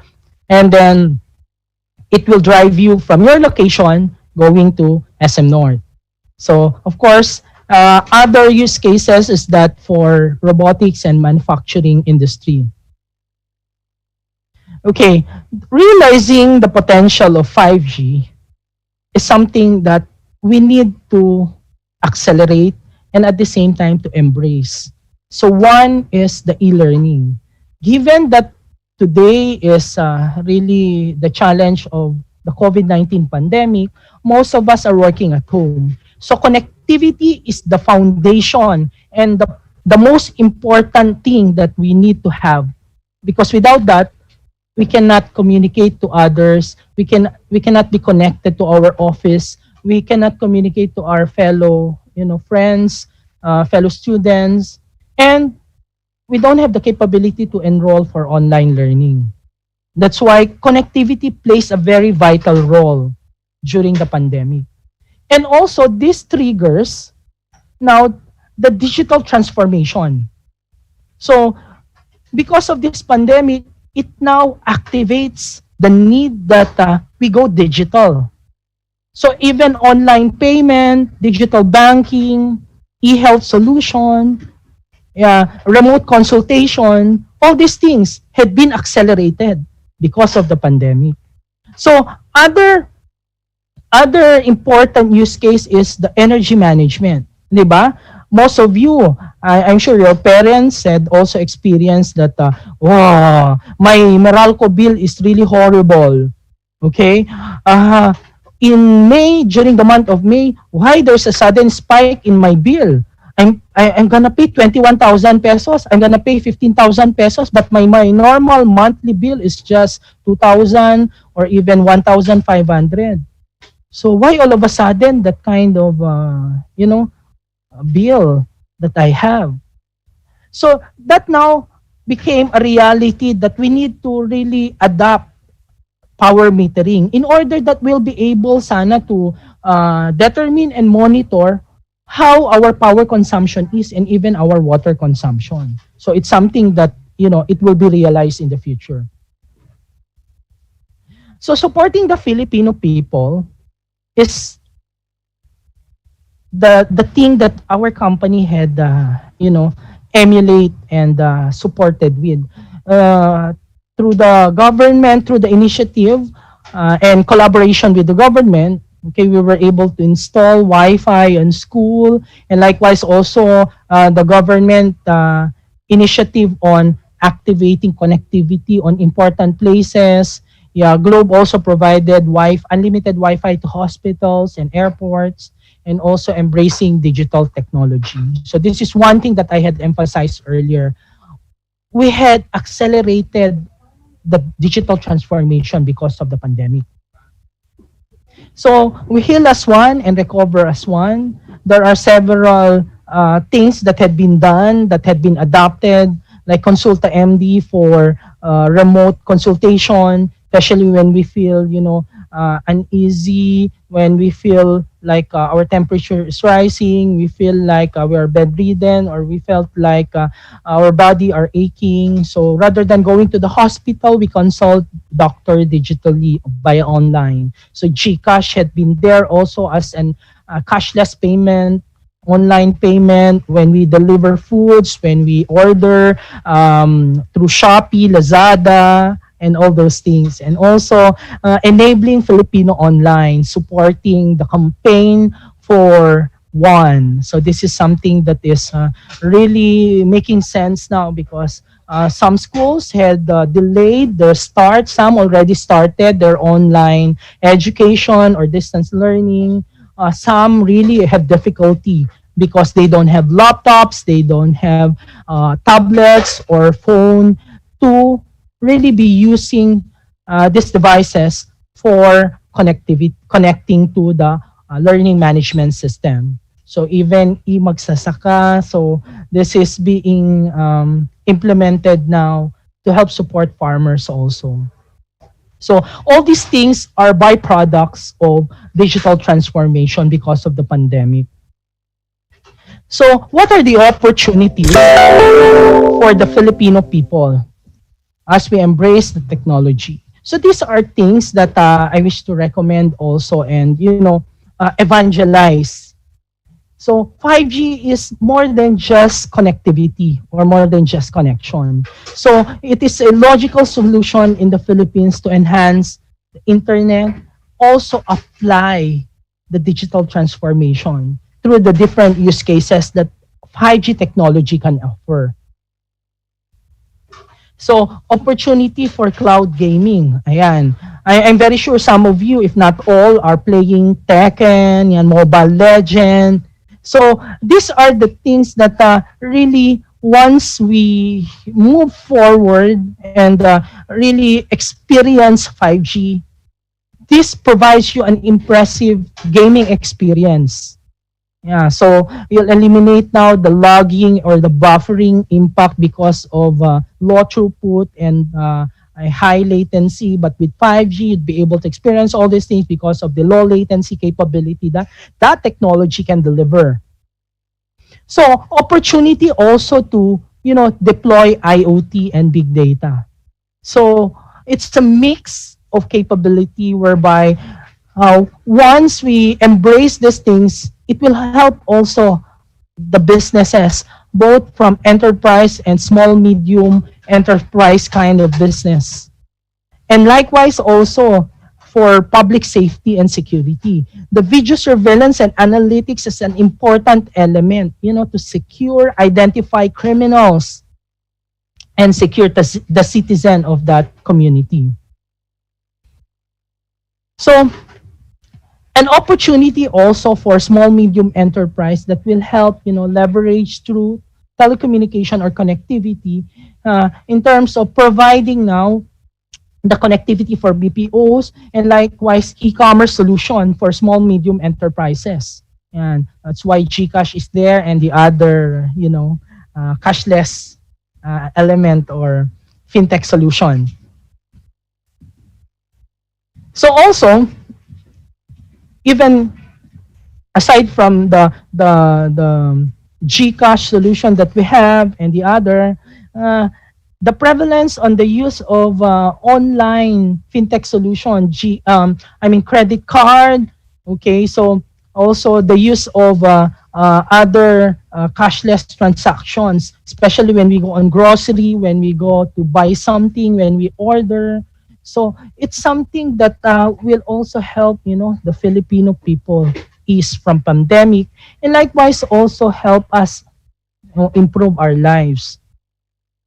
So leading the digital nation, especially in the age of transformation, is something that 5G will be very useful.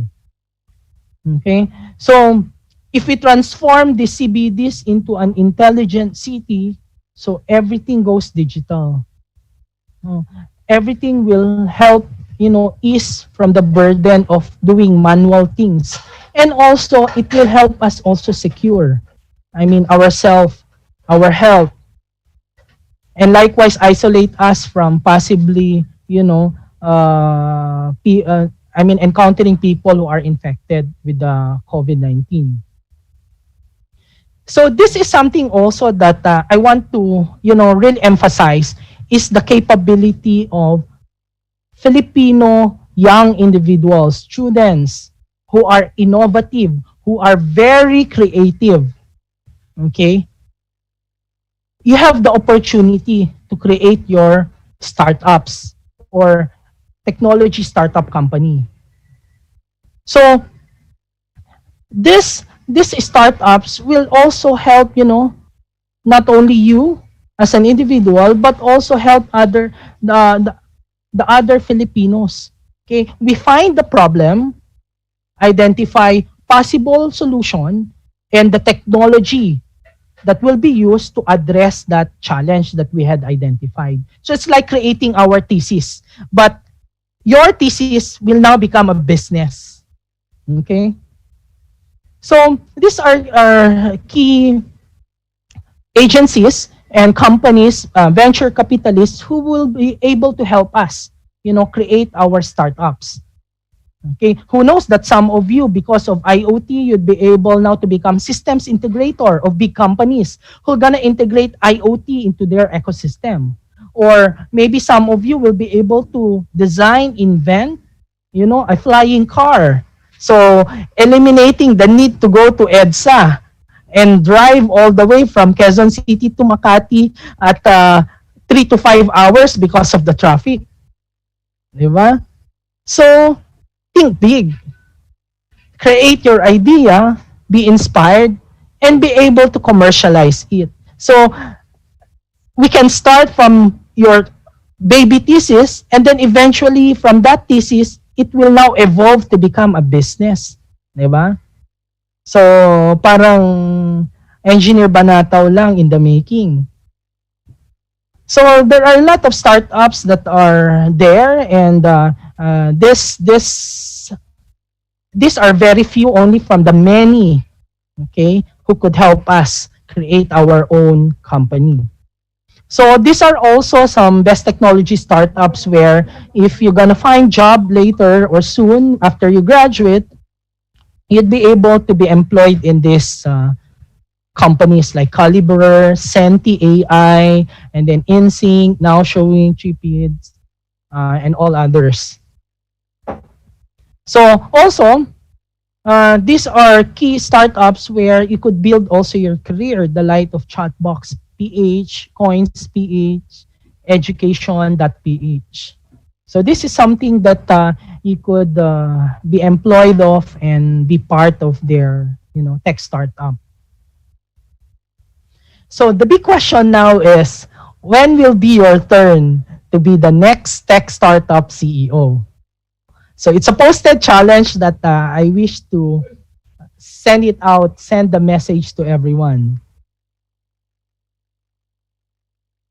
So we need to take one step closer to reality with 5G. Now, IoT device plays a crucial role actually. So in recent years, we have drastically altered the business functions and even the way we do things because of the transformation, okay, and the emergence of the connectivity technologies that we have.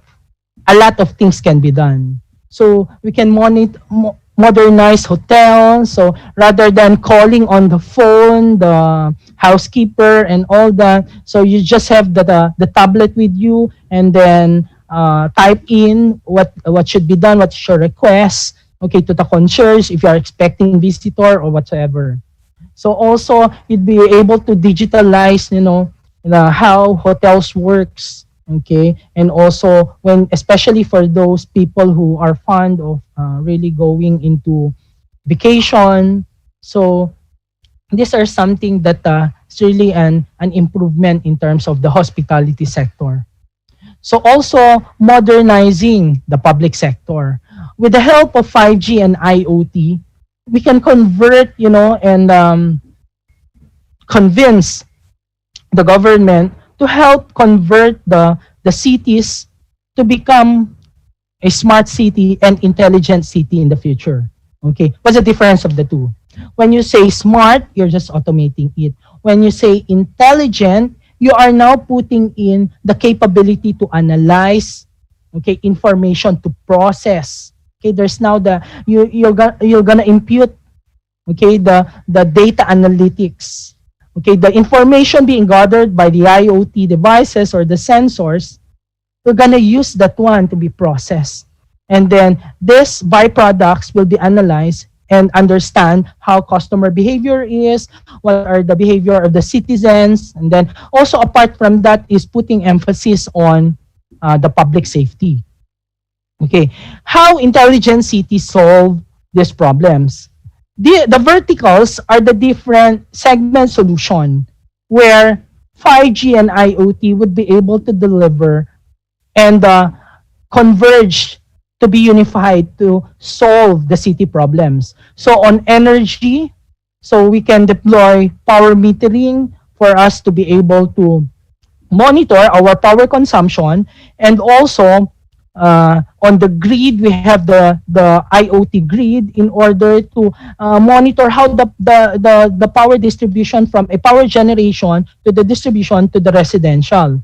And also even on monitoring the gas for our cooking. So there are this kind of IoT solution. On smart mobility, for cars, traffic management, and also soon we're gonna have tunnel also. So we're gonna be needing tunnel management IoT solution. So for traffic management, it will be able to, there are cameras or IoT solutions that will be embedded to our cars, to the public buses or jeepneys, where we will be able to monitor traffic behavior and traffic flows. Also on water, so yan yung mga water metering and water distribution.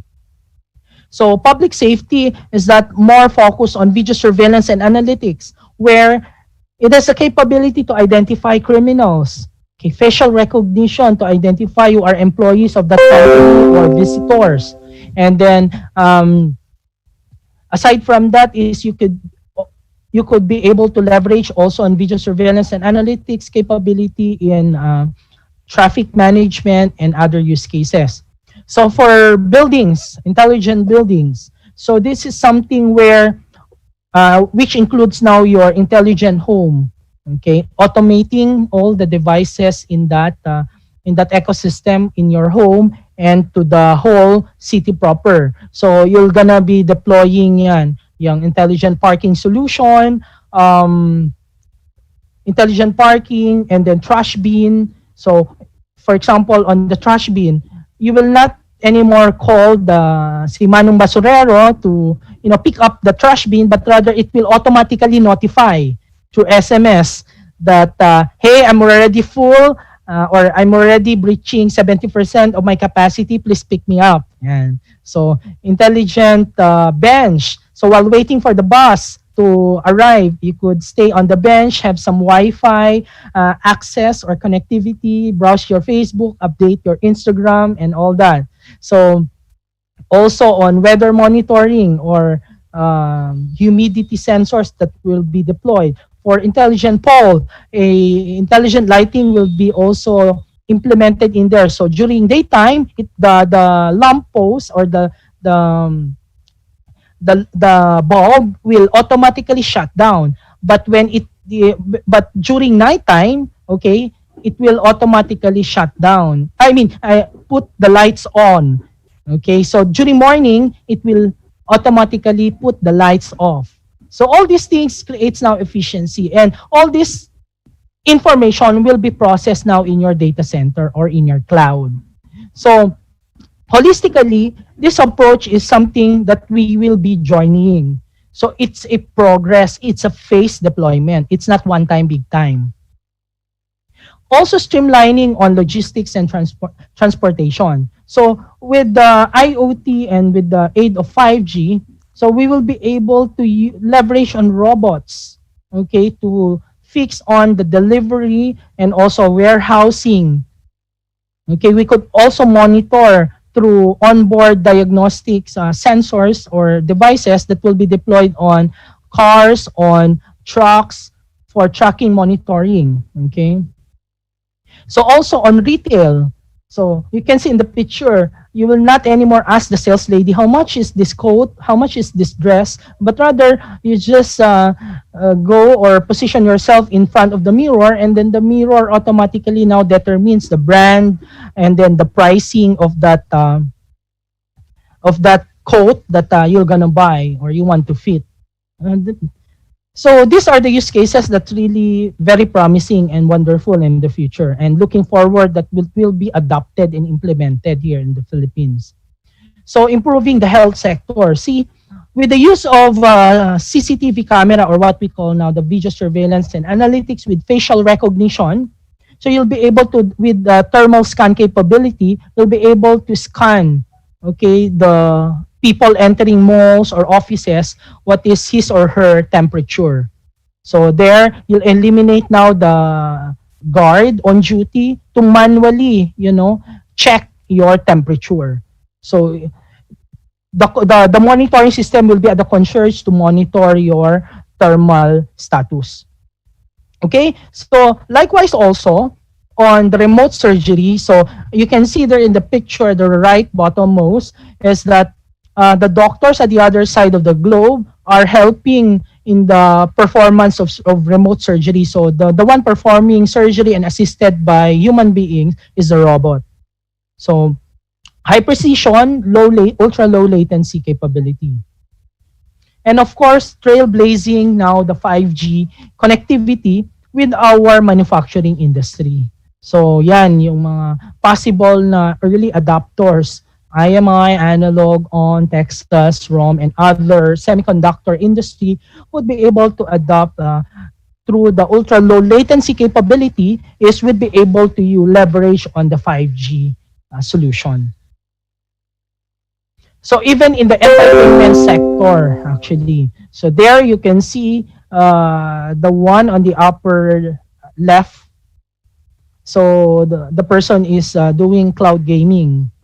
And the lowermost, the right side, is the one wearing the VR glass. So is viewing a movie, three-dimensional or even 4D movie. Okay, it's only a matter of time actually until 5G reaches the business. And so start now, prepare yourself to the future of connectivity, but we have 5G already and that's currently implemented across the country. So technology will transform us. So this is something that I hope will inspire you.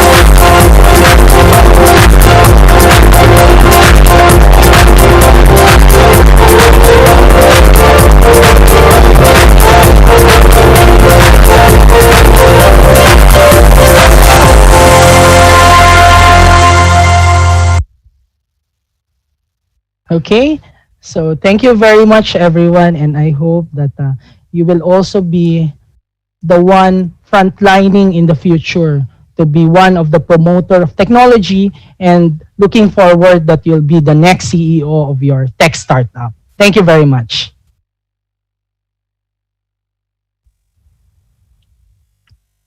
Thank you. Of course, thank you, Engineer Tan, for that very informative presentation. Right now, we have come to the question and answer portion of this webinar where we will be acknowledging some of your questions and clarifications about your topic. You may raise your questions in the comment section and we will be relaying them to our resource speaker. Okay, sir, I have one here from Michael Jasper C. Guillermo, the person who asked from the last speaker. With the usage of 5G for IoT, what kind of security measures should we do against cyber attacks? Won't we be much more vulnerable? For example, for information, house control, for hackers, and will they be able to hack our device since it is much more efficient? Well, I would like to answer that one on a 2-point portion. One is you need to employ, of course, an important security element, which is now your security softwares. So on the side of the telco, we are really encrypted with a highly secured na hindi yan ma-hack anytime, anywhere. On the customer side, so this is something that, when you do the design of your IoT solution, that you need to be mindful also. So on the side of the telco, super secured yan. Hindi yan tested and proven na yan. So as part of the design guideline, we really need to impute, the security protocol, or there are a lot of security softwares available also as part of the IoT ecosystem. So we can leverage on it and then manage to secure our IoT devices. So except on some certain circumstances where you didn't consider that in your design. Okay, thank you, sir. For our next question from Paul Andre S. Saballero, with the emerging of 5G, do you think it will create more jobs or lessen jobs when automation becomes norm in the workforce?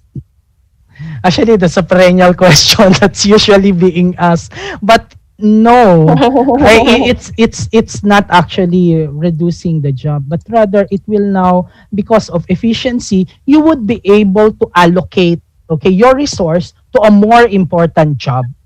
So you are eliminating in the process now those things that can be done or can be automated to promote efficiency, but not eliminating human resource. Okay po. Thank you, sir.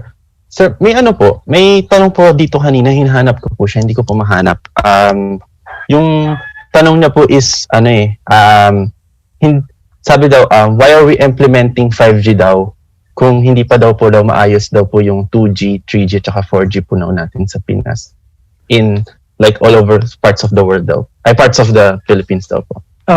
Yeah. It's a bit political in nature, but I guess the government had done something na. So we are rallying before na in areas where it's really difficult to implement cell site. So on practicality wise and likewise also promoting now the capability that, number one, we need to build more cell site to provide more coverage and connectivity to the customer or consumer. Number two is that while we are doing the expansion, we will also adhere towards, advancing the technology, because we will not wait. You will not wait that, forever 2G ka na lang. Because this new technology that is coming in will bring more promising capability. So while you are expanding your network, you are also advancing your network in order that for those areas where there's no difficulty implementing such kind of solution, will now be able to experience all these things. But good job or kudos to the effort of Globe, that they are really helping so much and seeking support from the government, and with the support of the government now that they're easing now the approval of permits, where before almost 28, 29 permits that are being requested.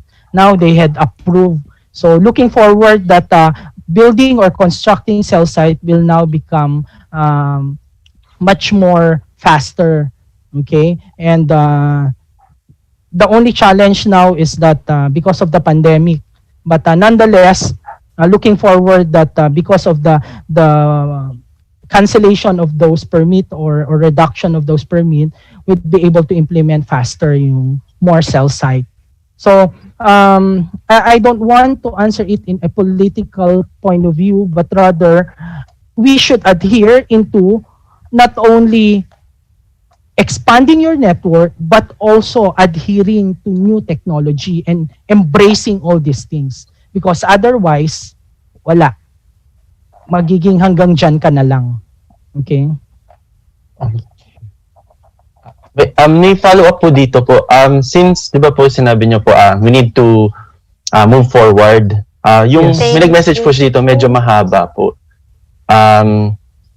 Ang tanong niya po is, with that being said daw po, paano daw po yung mga tao po that can't afford 5G technology? Since po, di ba, yung mga 5G phones nga daw po, it's a bit pricey kaysa sa at saka mga flagship lang daw po yung meron mga 5G. Oo, for now. Parang 3G din dati yan at saka 4G. Dati ang mahal. Understood. Kapag syempre, pag maliit yung quantity pa lang, syempre mahal yan yung price, di ba? So if the demand goes up, price goes down. Simple economics yan. Sooner or later, bababa yan. Okay, yan yung dynamics nung demand cost. Okay, so eventually, when we have robust na connectivity and marami nang bibili ng 5G phone, I should say, is that bababa yung presyo. Parang yung experience din natin noong sa 3G and 4G phones. Dati ang mamahal. Ngayon, makakabili ka na with 3,000 pesos, 4,000 pesos, yan. Meron ng mga phones available for that kind of technology. Sooner or later, bababa yan. So for now that we had recently started, mahal to start with, then eventually bababa yan. Okay po, sir. Ito rin po, sir, may nagtanong din po. From Sir, Rickmer Laseda. Sir, how long do you think until the whole country can experience 5G? Estimate siguro po hinahanap niya. Okay. Well, based on the observations that we have, it maybe the not fully but rather eventually a progressive adoption. We started adapting already, then in the next couple of 2, 3 years, 4 years time, yan, fully embrace natin yung technology. But similar to what we had in 3G and 4G, mga ganun na timetable siya. Okay, in 2-3 years, ayan, nagiging robust na, nag-i-increase yung adaptability, and then yung availability ng mga devices, dumadami. Okay, so even now nga, I mean, this year alone, when we launched early this year, yung 5G mobile, ang dami nang lumabas na 5G brand. At dati, I recall, nasa 80 or 90K pa. So ngayon, meron na ako nakikita na 55K, bumababa na siya significantly yung prices ng phone. So I'm very sure bababa pa yan. So antay-antay lang. Doon sa mga gustong magkaroon ng mga 5G phone. Okay, antay-antay lang. Pati rin ako, nag-aantay din ako. Medyo pricey nga po talaga po siya. Yeah. Ito po, may tanong din po kay Billy Adrian.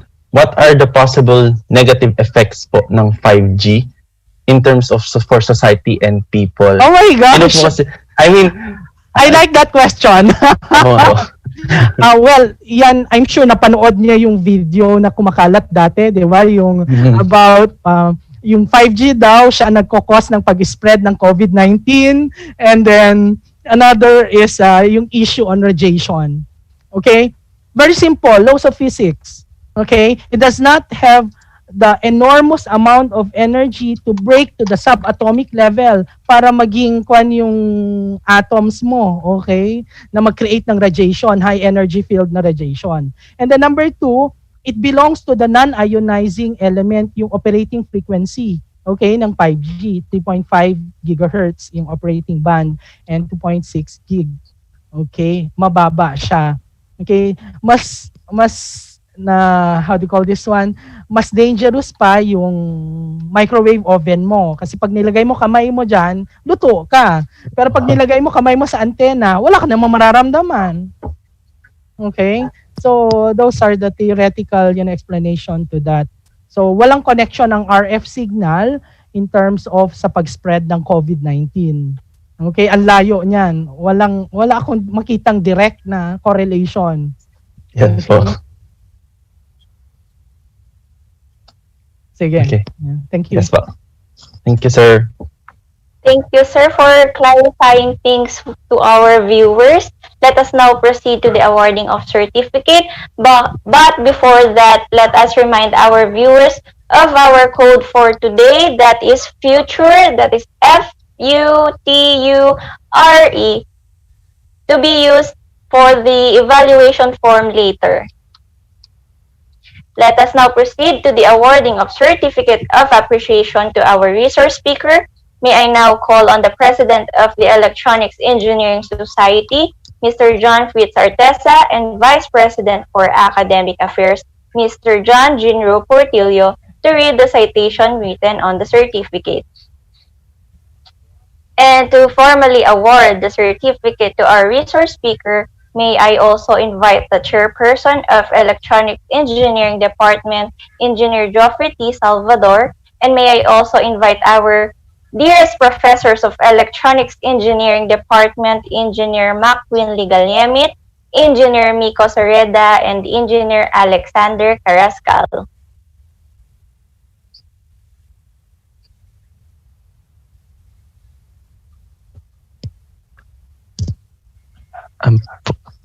Ports, naka-mute ka. Sorry. Let me read the citation. Polytechnic University of the Philippines College of Engineering, Electronics Engineering Department, Electronics Engineering Student Society. This certificate of appreciation is hereby awarded to Engineer Gerhard P. Tan in grateful acknowledgement of his distinguished and invaluable wisdom, contribution, and expertise rendered as our guest speaker during the ECEssentials 2020 Clear Vision of the Future. Focus on the topic Embracing 5G Technology, Improving the Lives of the Filipinos Through Connectivity, thereby contributing immeasurably to the success of the seminar. Given the 16th day of September in the year of our Lord 2020.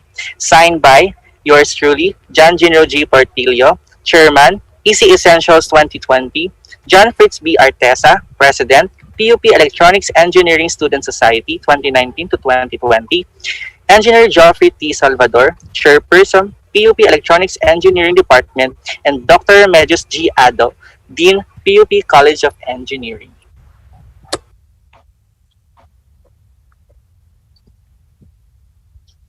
Ayan po, sir. Smile lang po sa camera for photo op.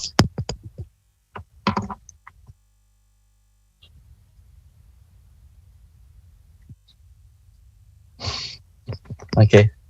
Okay, so again, thank you, Sir Hard, and we would like to extend our words of gratitude again, and for giving us the clear vision of the future through sharing your ideas and expertise to the relating topic of 5G technology. Again, thank you, Sir Hard. Thank you, thank you. Thank you, Sir Hard. So, meron po dito kanina sa... Bye, Sir. Meron kanina pa sa sa mga comment section natin kanina pa na naiirit pa na daw siya, di daw siya di daw siya ma-mention si John Ace Malabanan from 13 pa shoutout daw sa 13. Ayan. Tsaka kay Carlos Carls from 14 2018-2019 na na-reshuffle daw. Hello daw. Ayan. Ano sis?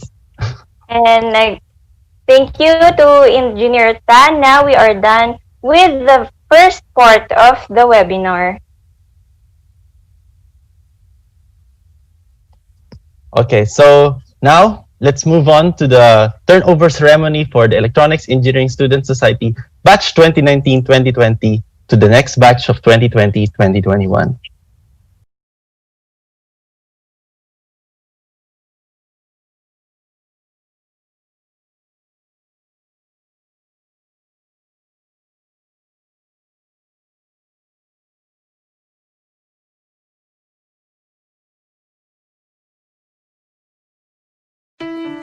I know you moved on to someone new. Whole life is beautiful. You were the light for me to find my truth. I just wanna say thank you. Leaving to find my soul.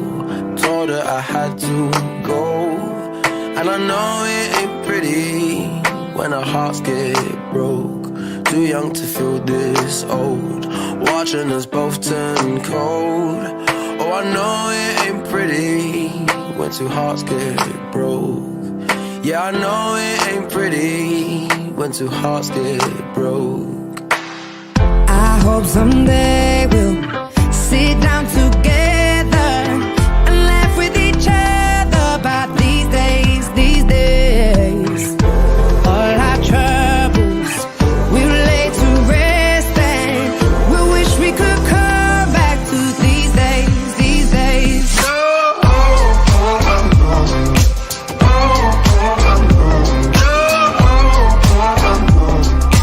These days.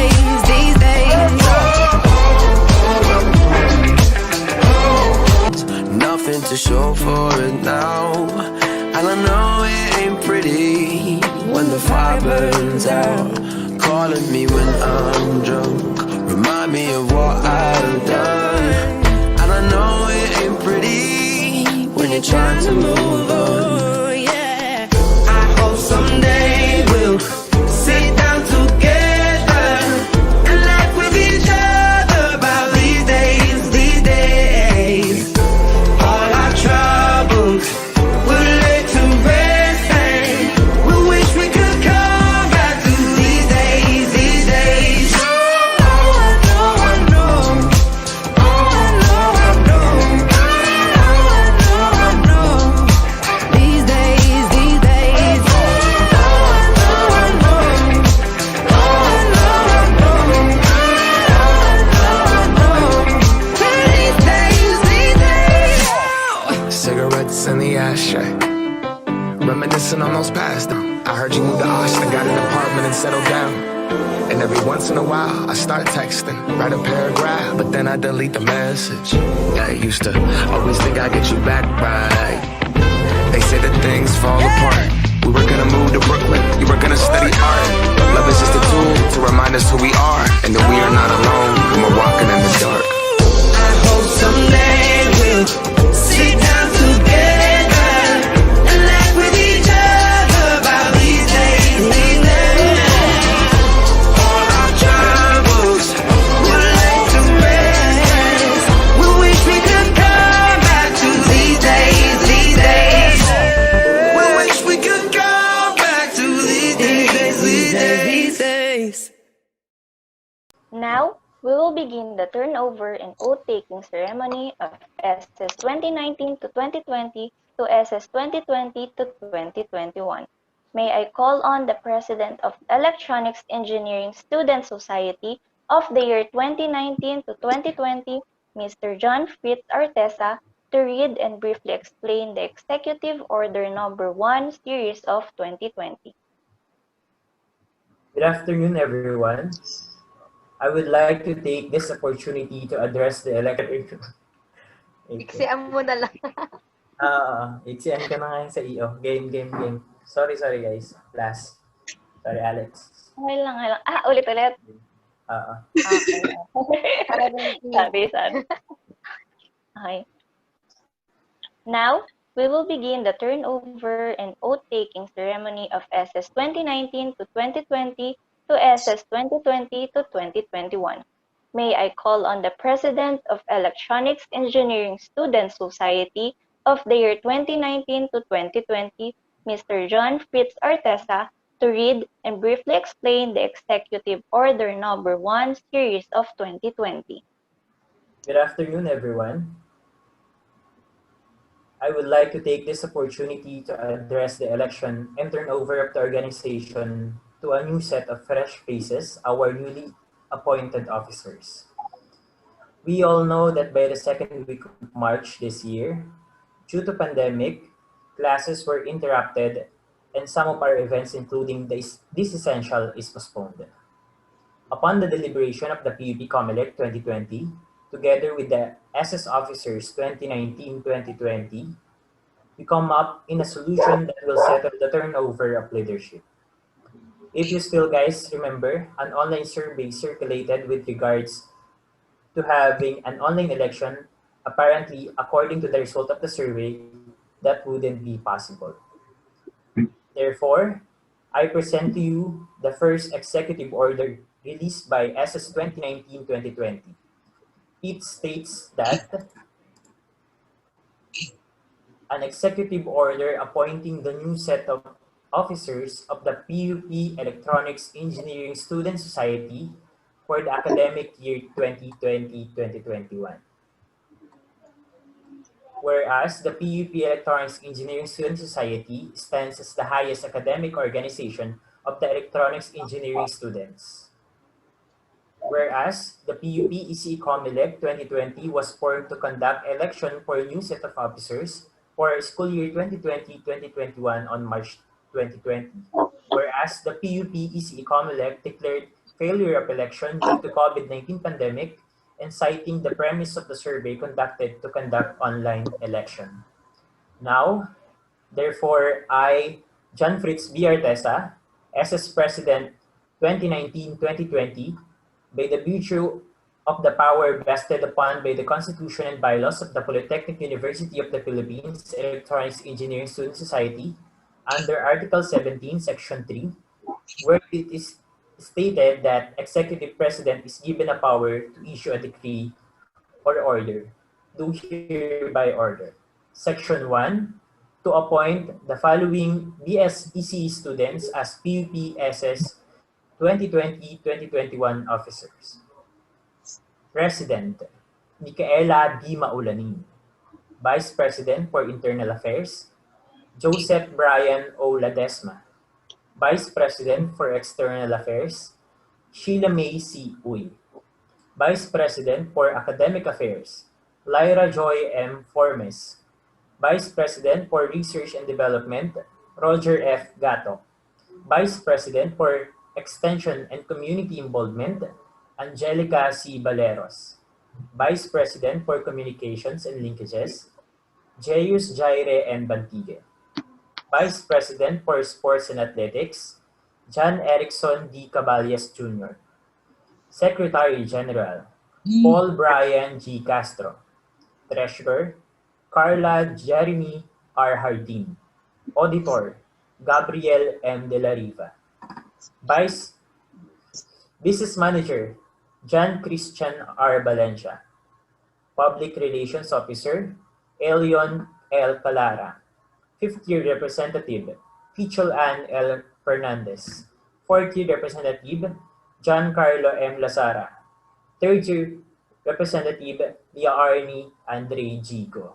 Second Year Representative, Dorothy B. Matalang.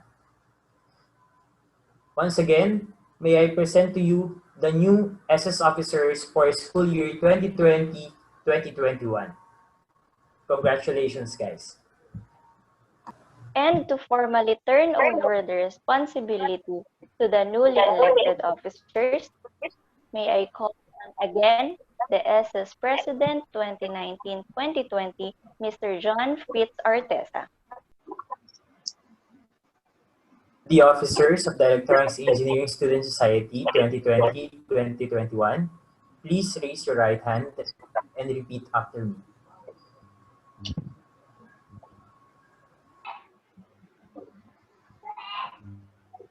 I state your name. I, Micaela Maulanin. I, Joseph Brian O. Ladesma. I, Sheila May Uy. I, Lyra June Formes. I, Angelica Valeros. I, J.H. Jerry Bantigue.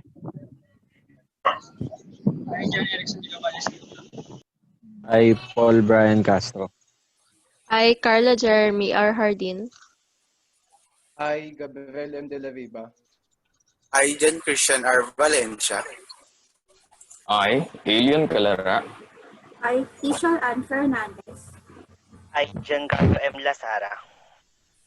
I, Liarni Andre Arco. I, Dorothy B. Matalang. Honored and wholeheartedly accepting the duties and responsibilities. Responsibilities. As the state your position. As the President. As the Vice President for Internal Affairs. As the Vice President of External Affairs. As the Vice President for Academic Affairs. As the Vice President for Extension and Community Involvement. As the Vice President for Communications and Linkages.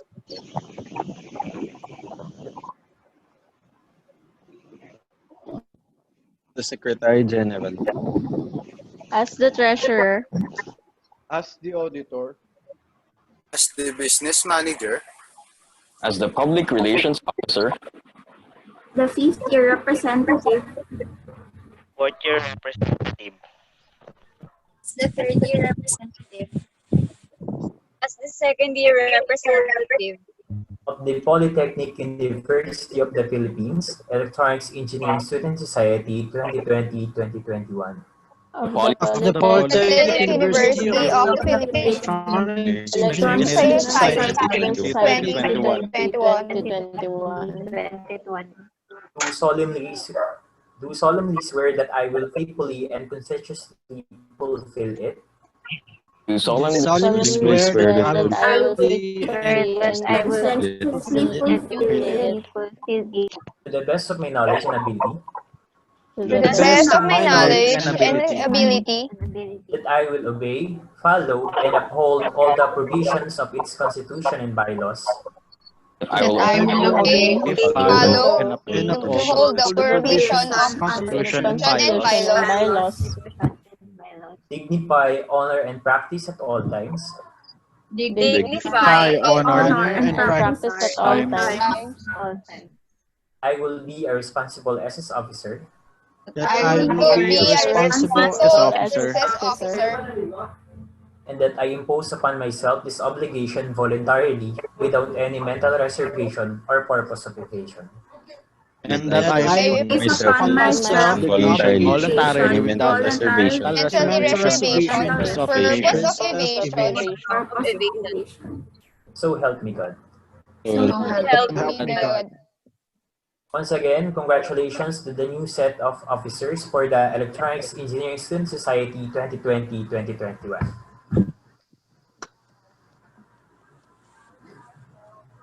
Thank you very much, John Fritz Arteza. Thank you very much, SS 2020-2021. May you lead the Electronics Engineering Department despite the ongoing pandemic. So now, let us move on for the awarding of Certificate of Appreciation for SS 2019-2020. So, let me read the text. This Certificate of Appreciation is hereby awarded to Joanna Marie S. Savadera, Jeric Nicole M. Daquis, Laika N. Batalla, John Barry E. Alberto, Micaela D. Pasqua for the first year representatives, Jean Marine S. De Vera, second year representative, Darla E. Zapanta, third year representative, Nicaela D. Molanin, fourth year representative, Aliana Nico O. Madaloso for fifth year representative, Lance L. Flores, public relations officer, Erwin J. M. Redoblado, business manager, Mike Joshua C. Notarte, auditor, Venice A. De Asis, treasurer, Champagne May A. Arabejo, secretary general, Pinky Joyce M. Alonzo, vice president for sports and athletics, Denzel R.D.O. Cruz, vice president for communication and linkages, Zaira Marie A. Carillo, vice president for extension and community involvement, Abe S. Chonko, vice president for research and development, John Junro G. Portillo, vice president for academic affairs, Esther Joy M. Arteza, vice president for external affairs, Jean Margaret V. Cofreros, vice president for internal affairs, and John Fritz B. Arteza, president of the Polytechnic University of the Philippines Electronics Engineering Student Society for academic year 2019-2020, given this day, 16th of September 2020, during the virtual event ECEssentials 2020 Clear Vision of the Future, signed by Engineer Geoffrey T. Salvador, the advisor for SS 2019-2020 and chairperson of the ECE department. Again, let us give them a warm round of applause.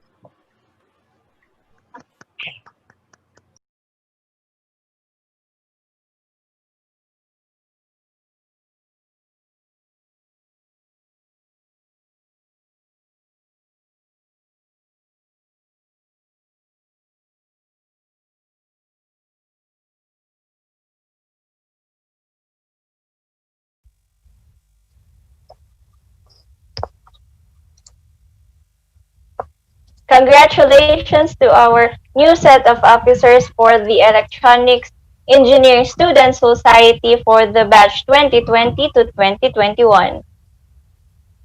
And now we have a message from the President of the Electronics Engineering Student Society batch 2019 to 2020, Mr. John Fritz Arteza. I know you moved on to someone new. Hope life is beautiful. You were the light for me to find my truth. Good afternoon, everyone. I am John Pritz Orteza, your SS President for academic year 2019-2020. As I am composing this speech, I am reflecting on the happenings during my term. I remember last March 2019, during my incoming speech as the president of this organization, I left the words, "Our term will leave a mark." And suddenly, everything that happened is beyond what I expected. Our term, SS 2019-2020, made a history, making it as the longest term heading this organization, having 1 year and 6 months of service. And also, during our term, a pandemic came. With everything that has happened during these days, I am still thankful for all the blessings that we receive for this organization. A million thanks to all the people who guided us throughout this journey to success. This speech is dedicated to all these persons who have handed a big hand to us from the start to the end. To the Dean of the College of Engineering, Dr. Remedios Ado, thank you for always supporting and approving our events here in the university. To the ECE department headed by Engineer Geoffrey T. Salvador, thank you for your advices and for understanding our shortcomings, not only as the chairperson of this department, but also as our beloved advisor in this organization. Thank you for always supporting every event we had. We love you, sir. To our laboratory head, Engineer Mirna Cabrera, who provided us equipment and rooms for our events and meetings, and to all the ECE faculty who understand us and molded us to become great students and leaders in this university. Thank you so much. To the College of Engineering Consultative Board 2019-2020, thank you for organizing schedules and supporting every organization in executing events and uniting every courses here in the PUP College of Engineering. Of course, the holding of events would not be possible without our year-long partners and sponsors. I cannot mention you all, but I want to extend my sincerest gratitude for being there on every event we had. You made it possible for us to have more fun and exciting events. Thank you because you never rejected our proposals. Again, thank you so much. To our respected guest speakers during our seminars and conferences, thank you for extending your inspiring experiences and wisdom that surely help every ECE student to study, dream, and persevere more. And to our research speakers for this event, thank you for giving us your time despite this pandemic to share your knowledge and experiences that may serve as guidance and inspiration to our aspiring engineers. Would I really forget to thank the sub-organizations of the SS 2019-2020, the Junior SS Officers, PUP ISEP MSc, Indalex, Guritech, the Transponder, Eccentrics, Blue Dragon Dance Company, and Champions League. Thank you for extending your help and support to us at every event. You are all exceptional. We salute you guys. To our mentor and alumni consultant, Engineer Jomar Soriano, thank you for being there, especially during the tough times. Thank you for giving us encouragement to continue and never give up.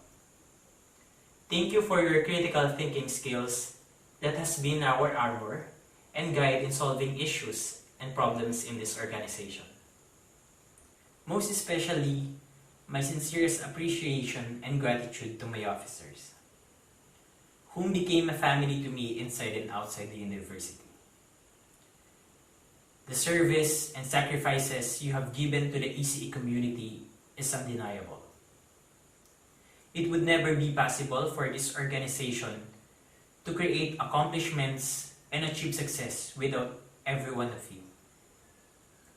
Our hard work and sacrifices are all paid off. Thank you for your love, support, and integrity for this organization. I will forever treasure you all as part of my life. I love you and I wish this is not the last time that we would be together. Love you guys. The reason for every success we had is you, PUP ECE community. Thank you for your unwavering support for the whole year. On behalf of my officers, we apologize for all our shortcomings and to some plans that we haven't carried out. Thank you for understanding that we are not perfect, but we always want the best for you. I hope every one of you will continue to support and trust the SS. And above all, to our Lord Jesus, for providing us guidance and wisdom. This is all because of you, and all for you. May you continue to bless this organization and all the people behind this. There are too many people behind the success of this organization. So I pardon if I miss some, but my sincerest thank you to all of you.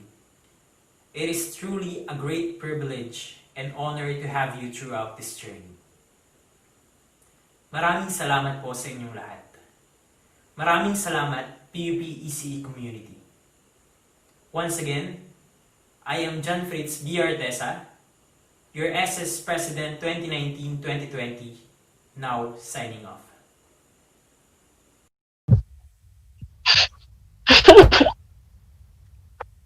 Thank you very much for that heartwarming and lovable speech from our dearest president of SS 2019 to 2020. And so now, let us watch a video from our president, from our coming president, our new president of SS 2020-2021, Nika Maulanin.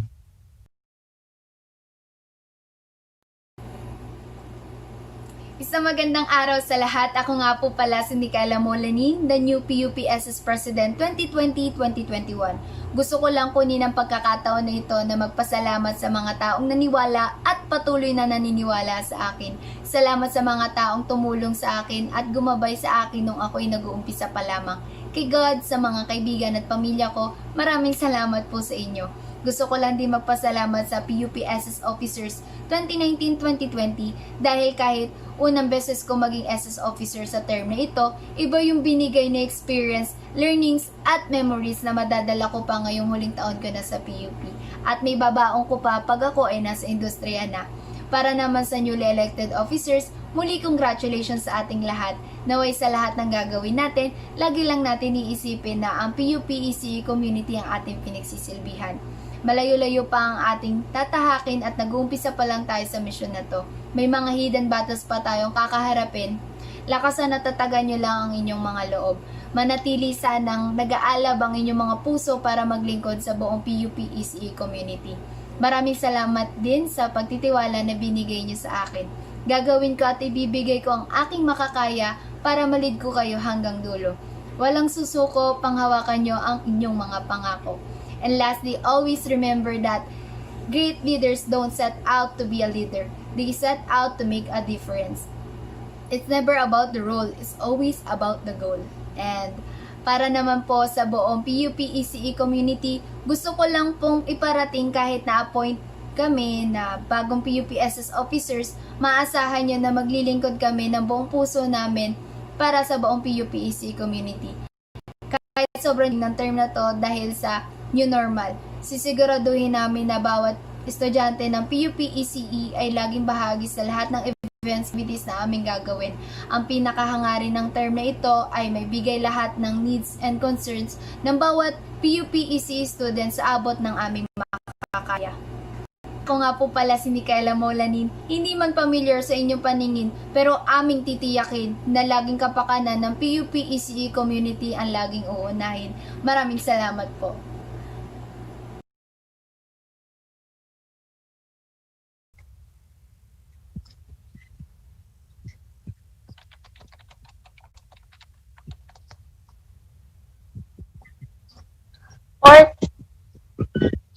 Hello, sir.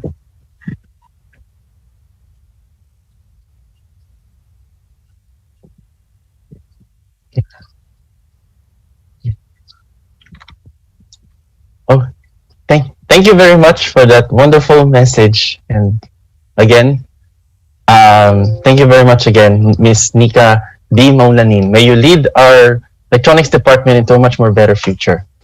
Okay, so now let us watch another video from our dearest professors, Engineer Adrian Miguel Umengan, Engineer Alexander Carrascal, and Dr. Ben D. Adres.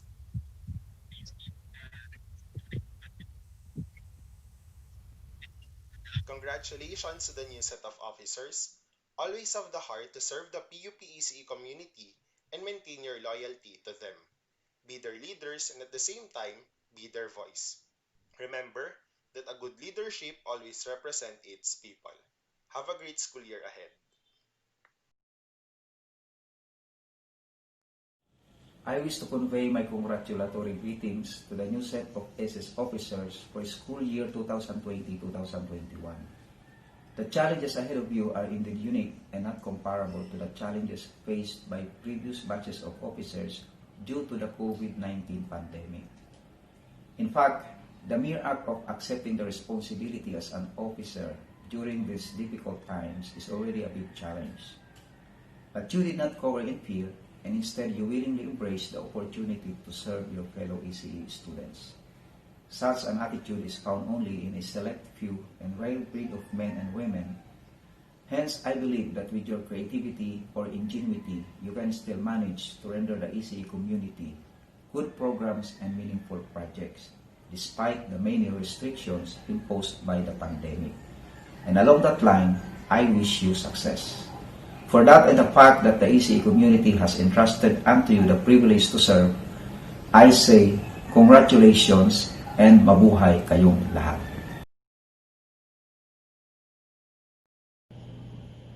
Hi SS 2020-2021. First of all, the department would like to say thank you for accepting the challenge to be student leaders for the next school year. Your assumption to office may be unique and embraces the new normal, but it doesn't hinder you from serving the ECE community. You had marked a new history to the SS and to the ECE department. Good luck on your journey. Your term may be full of challenges, but what it makes successful is the way you will be working as a team. Being a leader is not an easy task, but be firm on it. As Nicole Yala once said, learn dermatology, but refrain from pathology. Work hard in silence. As the saying goes, let your accomplishment be your noise. Hindi natin kinakailangang isa-isahin ang ating accomplishment dahil yan ay nakikita ng community. If your accomplishment is an accomplishment to be cherished, it would last and be seen worthy forever. To the ECE community, let us support the new set of officers. Let us support their strengths and fill up their weaknesses. Let us embrace a new beginning. Huwag tayong mamuhay sa nakaraan dahil araw-araw may bagong umaga, may bagong pag-asa at may bagong simula. Let us work together as one ECE community. To SS 2019-2020, salamat sa lahat ng pinagsamahan, sa lahat ng suporta. This is not saying goodbye, but until our next task together. Muli, salamat po sa inyo and magandang hapon. Hi, a pleasant afternoon to each and everyone. I was asked to give a message for the third and last day of ECEssentials, dubbed as Final Revelation, a clear vision for the future. Allow me first to commend the College of Engineering, the ECE department in particular, and the ECE Student Society for their collaborative efforts aimed to achieve academic excellence which is matched to industry trends and needs. To our guest speakers for their thoughts insights and knowledge that were shared and revealed in the 3-day webinar, thus indeed a revelation. And for our EC students who are ready to embrace the challenges of the new normal, I'm pretty sure you are going to agree with me in saying that the dedication and commitment of our administrators and organizers, these unselfish sharings of our guest speakers, and readiness of our students to be involved are factors capable of rising above the challenges facing academic endeavors amid the COVID-19 pandemic. As my parting words, stay safe with your respective loved ones and see you soon. Once again, a pleasant afternoon and a blessed day to each and everyone.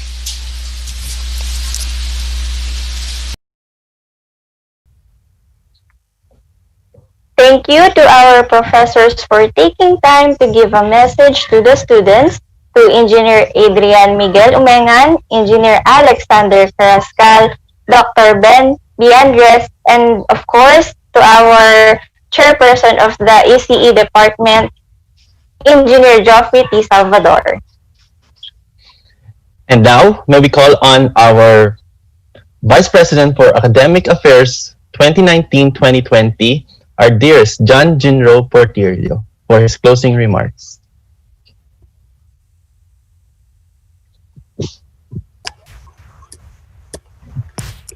Ayan, so hi everyone, good afternoon and thank you for participating for this year's ECEssentials 2020. I just want to apologize for all the technical difficulties that we encountered earlier and ayun, may mga net issues lang talaga. And marami talaga akong gustong pasalamatan but I want to start with God. Thank you God for this privilege and for giving us a platform to push our first event, ECEssentials 2020, virtually, despite all the challenges, all the sacrifices, all the trials that we, SS 2019 to 2020 experience, you're always with us. Thank you, God, for guiding us and for overriding our preparations. Alam niyo po, sa mga di po nakakaalam, the ECEssentials 2020 was supposed to be held March 16 to 2020. It was a week-long seminar of scholarly ideas, technological advancements, and emerging technologies. We really poured our hearts and time for this event kasi mas pinaprioritize na namin yung event kaysa sa ACADS namin. And that's fine for us because we want to make sure that this event will be a memorable one. The idea of Clear Vision of the Future was started on the event Dagisikan 2019. Since I was the newly elected VPAA during that time, I was trying to think of a theme for the upcoming events that I will be handling. As you all notice, we use retro games for our teaser videos. Special thanks to Josh Verana and Ryan Paulo Toledo. And we also use that concept for our publication materials. The retro games represents the old technology. Since dati pa yung mga games na yun, but now, since our technology is changing and innovation is steadfast growing, what will be the technologies of the future? Ano yung mga bagong inventions sa future? Kaya din Clear Vision of the Future kasi year 2020, meaning sa mata, pag 2020 ang vision mo, ibig sabihin malinaw, clear. And because of that, we can definitely see the future. Marami pa kami sanang plans like we will supposedly make this event a national event wherein we will be inviting students from different universities and colleges all over the country. But hindi rin namin na-push because ang dami pang process ang pagdadaanan. However, that doesn't stop us from doing this event. We still did our best to accomplish the plans that were feasible. Unfortunately, week before the supposedly scheduled event, nag-cancel ng 1 week na klase si Mayor and we don't know what we're gonna do. Kasi once na mag-resume ang klase, event na namin, paano kami makakapag-prepare kung di kami makakapasok ng SEA? After 2 days, nag-declare na ng lockdown and we decided to cancel the event for the safety of everyone. We really understand the situation. Health is more important than pushing the event. It was really painful for us. Kasi for us, ito yung last event sana namin and we're really looking forward for this event. Days pass, I'm still sad because of what happened and syempre because of the battle that we're currently facing right now, the fight against COVID-19. But you know what? God is good. He has planned for everything. And by God's grace, nituloy namin yung ECEssentials 2020 virtually. This is exactly what I hope and prayed for. This is what I really imagined. Not only for the fact na natuloy siya, but also nagawa rin namin na makapag-invite ng participants from different universities and colleges through this webinar. Thank you to Association of Electronics and Communications Engineering Students, Polytechnic University of the Philippines, Santa Rosa, Organization of Electronics Engineering Students, Technological University of the Philippines, Manila, Alliance of United Electronics Engineering Students, Technological Institute of the Philippines, Manila, Electronics Engineering Student Society, Pamantasan ng Lungsod ng Maynila, Electrical and Electronics Engineering Representatives, University of the Philippines, Diliman. I would also like to thank the speakers na mga na-invite namin mula pa noong March hanggang ngayon. From 29 topics down to 5 topics. We made sure po kasi na talaga magiging efficient yung webinar, and we also consider the internet connection and data allowance ng mga participants namin. Especially most of them are students. So that's why ninarrow po namin. Maraming salamat pa rin po sa mga speakers na nag-accept ng invitation namin, and we're really sorry for the any inconveniences that might cause you. The unexpected turn of events was really hard to us, and that was really beyond our control. Nevertheless, we express our sincerest gratitude to Mr. Aris G. Viganson, Engineer Reggie Ortilio, Engineer Christian Enoval, Engineer Liza May Billones, and Engineer Gerhard Tan for serving as a resource speaker for our first virtual event. When planning a virtual event such as like this, it is imperative to gain the participation of experts in the field, especially in these trying times. Your willingness to share your time and expertise in the area of your specialization was critical to the success of this event. Thank you so much po. Also, we want to extend our sincerest gratitude to our partners and sponsor na nakuha namin mula nung March hanggang ngayon. Thank you po for partnering with us. We really appreciate your interest to our event, and we hope to see you to the upcoming events of SS 2020 to 2021. Special thanks to Institute of Electrical and Electronics Engineering Young Professionals and PUP Radio Engineering Circle. I would also like to thank our advisor and chairperson of Electronics Engineering Department, Engineer Geoffrey Salvador, for his unwavering support and love to our events from the first event up to this last event. Thank you so much, sir. Also, thank you to Dr. Remedios G. Ado, the Dean of PUP College of Engineering, for her support to our events. To the PUP Electronics Engineering Department faculty members, thank you also po for your support sa mga events namin, sa pag-allow po na makapag-excuse po sa mga klase, sa mga piso votes po kahit sobrang nakakahiya na po talaga, and donations na natatanggap po namin sa inyo. Thank you po so much. To my professors, coaches, and mentors, especially kina Dr. Ben Andres, Dr. Marianito Gallego, Engineer Robin Miranda, Engineer Adrian Omengan, Engineer Rafi Quinones, Engineer Annalisa Publico, and Engineer Miko Sareda. Thank you po mga ma'am and sir.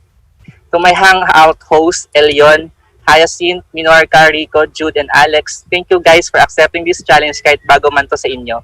We really witness your determination and passion sa event. Salamat talaga guys.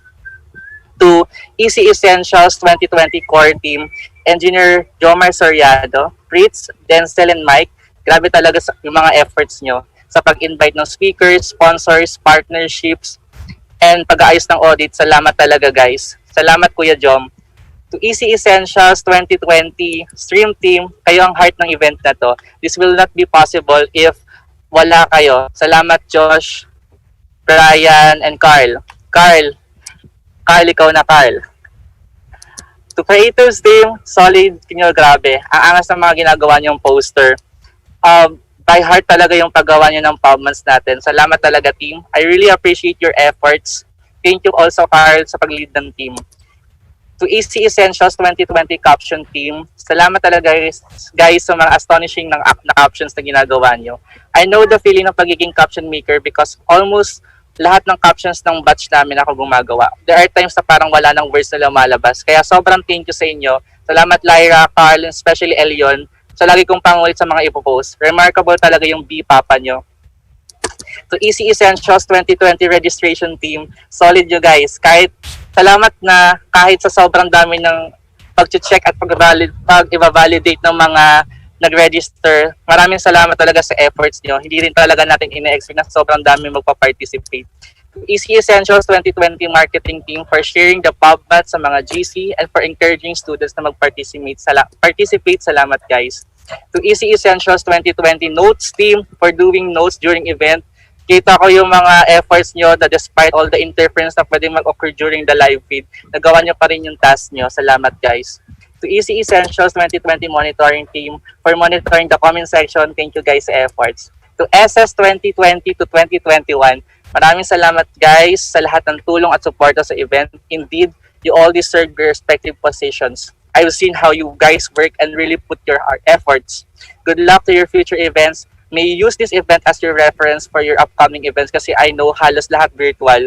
And if you guys need my help or our help, we're always here for you guys. Congratulations again. Hindi nyo na mababasa sa chat yung sabi ni Kuya Ports, ito raw. Wait, kausap ko pa si Kuya Ports. Tanong ko lang kay Kuya Ports. Salamat talaga guys. To my SS 2019 to 2020, this is it guys. Na-push natin yung event, finally, makakapahinga na tayo. Sobrang dami natin yung pinagdaanan. Alam nyo yan, guys. Mas lalo hahaba yung speech ko, isa-isahin ko pa yon. And because of those trials and challenges that we have been through, ang dami nating natutunan. We became stronger, solid, sobrang solid nyo. Salamat sa lahat ng tulong nyo sa mga events na hinandle ko. Hanggang ngayon, nandyan pa rin kayo. And I'm really sorry din sa mga lapses ko sa org. Congratulations to our team. Lastly, thank you to you for participating, for attending, and for having an interest to ECEssentials 2020. Thank you for rendering your time with us. Sa lahat na nag-participate, maraming salamat talaga sa inyo. And I also want to use this opportunity to apologize for the delay of the refund. We really had a hard time in processing the refund. On behalf of SS 2019 to 2020, we're really sorry for the super duper delay. Thank you so much for your deep understanding to the situation. To end my speech, I just want to say that there's no perfect leader. There's no ideal leader because every leaders make mistakes, but that doesn't mean they're incompetent. Anyone can be a leader on their own unique capabilities. You don't need validation to others as what leaders should be. There are different types of leaders though. What really matters is how you're going to respond with your mistakes, how you make your stand with your decisions, and most importantly, how you will act to fulfill your duties and responsibilities while inspiring others. Congratulations, batch PUP ECE batch 2020. Shout out to my friends and classmates from BSECE 52. Shout out to my beloved Sector 2. And syempre, shout out kay Crush. Thank you so much, PUP ECE community, for giving me the opportunity to serve you. My 18 months of being your Vice President for Academic Affairs has been really challenging yet memorable. I'm honored and privileged for this position. I will cherish this experience for the rest of my life. This is John Gino G. Portillo, your Vice President for Academic Affairs, quizzer and moderator of PUP ECE Intellects, and the chairman of the ECEssentials 2020, now signing off. Hola. Thank you very much, Vice President of Academic Affairs from 2019 to 2020. Talagang nagpapaiyak siya. Sobrang heartfelt yung message niya, partner.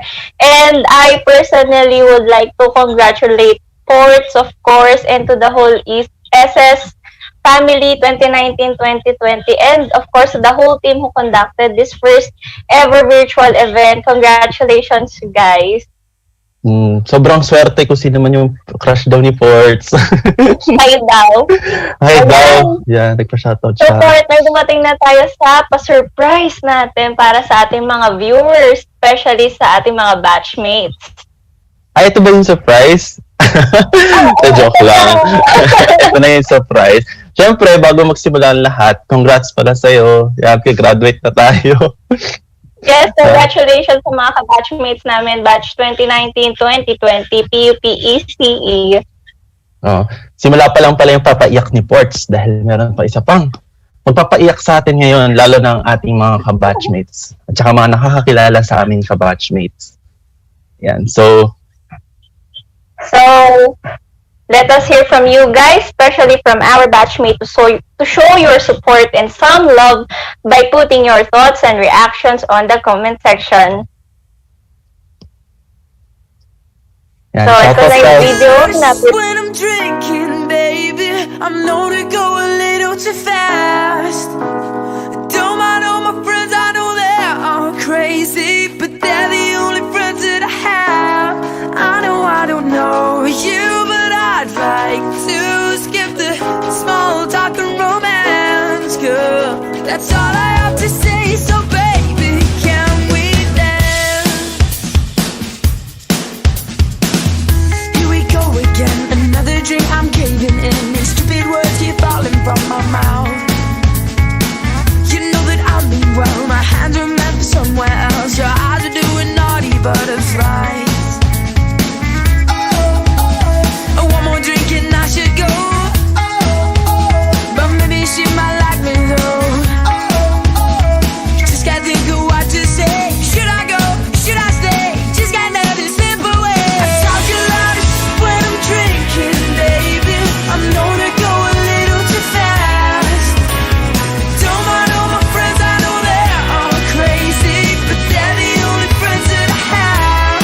I know I don't know you, but I'd like to skip the small talk and romance. Yeah, that's all I have to say, so baby, can we dance? I was nearly in, but then came the pushy friend, killed the vibe and took my perfect 10 away. You know I need you, girl, my heart's not made for someone else, so save me here 'cause I can barely stand. One more drink and I should go, but maybe she might like me though. I can't take this anymore. Should I stay or should I go? The chance can lead back to a door. I talk a lot of shit when I'm drinking, baby. I'm known to go a little too fast. Don't mind all my friends, I know they're all crazy, but they're the only friends that I have. I know I don't know you, but I'd like to skip the small talk and romance. Yeah, that's all I have to say, so baby, can we dance? I've been a bad, bad boy, whispering rude things in her ear. Please say she'll break, please say she'll change. Her mind will bring me back to her place. When I'm drinking, baby, I'm known to go a little too fast. Don't mind all my friends, I know they're all crazy, but they're the only friends that I have. I know I don't know you, but I'd like to skip the small talk and romance. Just say so, baby, can we dance?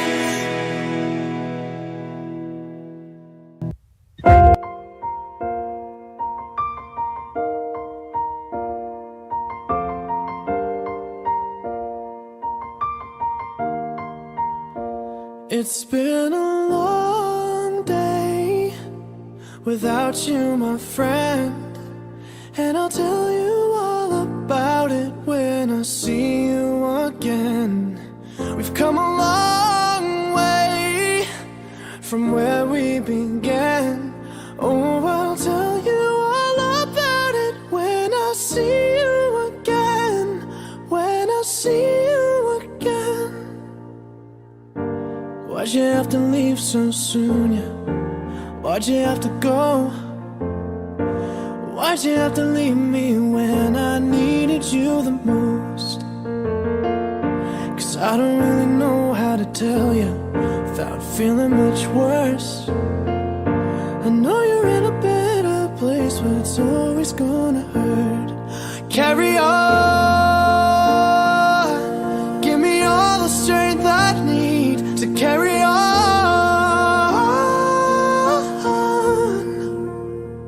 It's been a long day without you, my friend, and I'll tell you all about it when I see you again.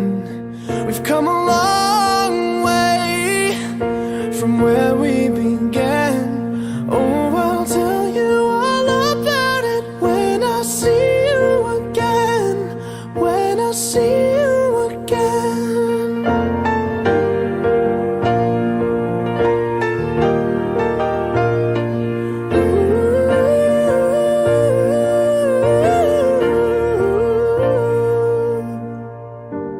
How do I breathe without you?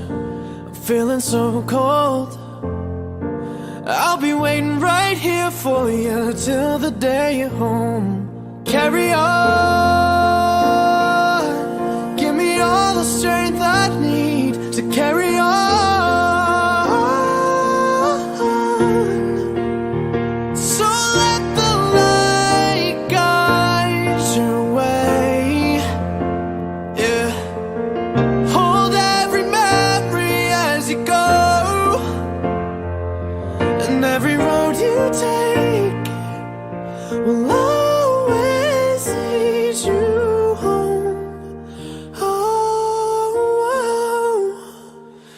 It's been a long day without you, my friend, and I'll tell you all about it when I see you again. We've come a long way from where we began. Oh, I'll tell you all about it when I see you again. When I see you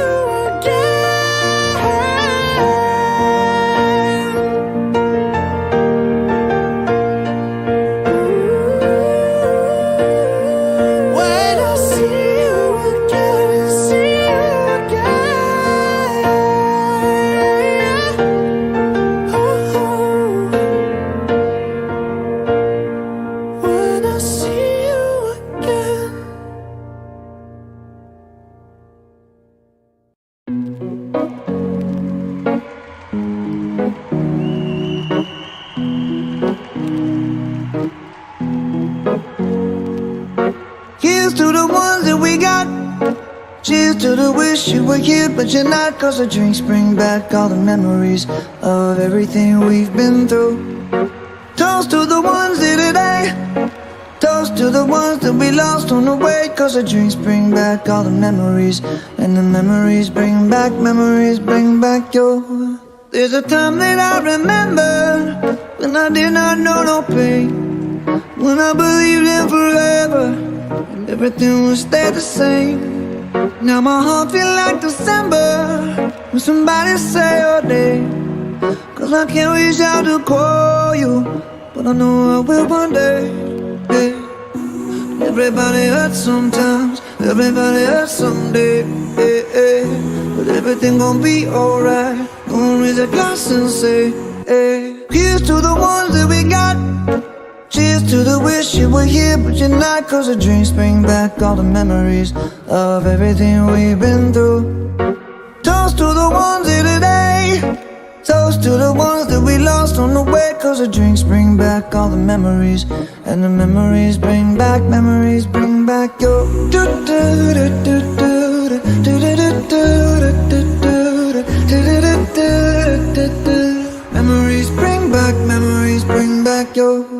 There's a time that I remember when I never felt so lost, and I felt all of the hatred was too powerful to stop. Now my heart feel like an ember, and it's lighting up the dark. I'll carry these torches for you, and you know I'll never drop. Yeah. Everybody hurts sometimes, everybody hurts someday. Yeah, yeah. But everything gon' be alright. Gonna raise a glass and say, hey. Here's to the ones that we got. Cheers to the wish you were here, but you're not. Cause the drinks bring back all the memories of everything we've been through. Toast to the ones here today. Toast to the ones that we lost on the way. Cause the drinks bring back all the memories, and the memories bring back your. Memories bring back your.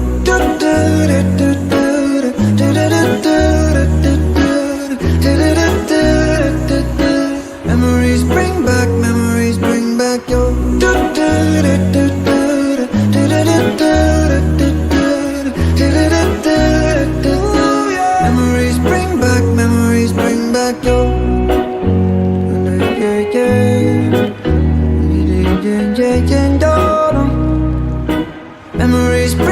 Memories bring back your.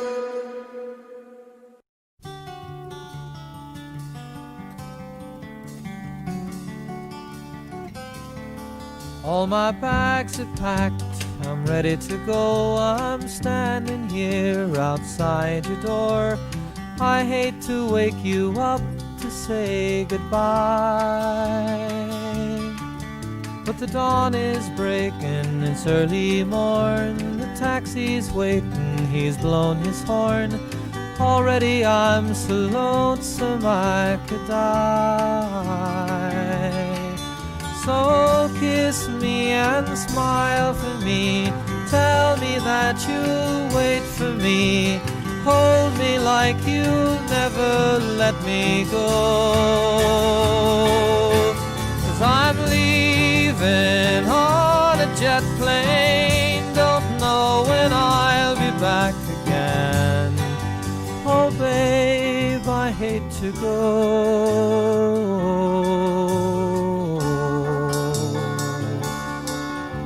So many times I've let you down, so many times I played around.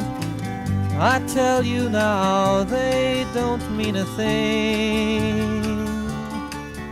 Every place I go, I'll think of you.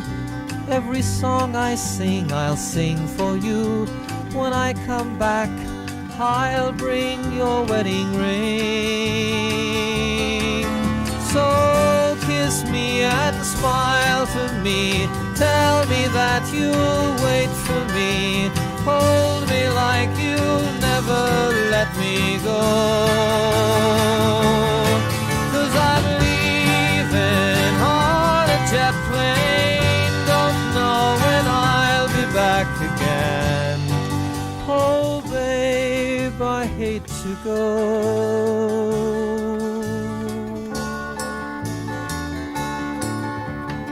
Now the time has come to leave you. One more time, let me kiss you.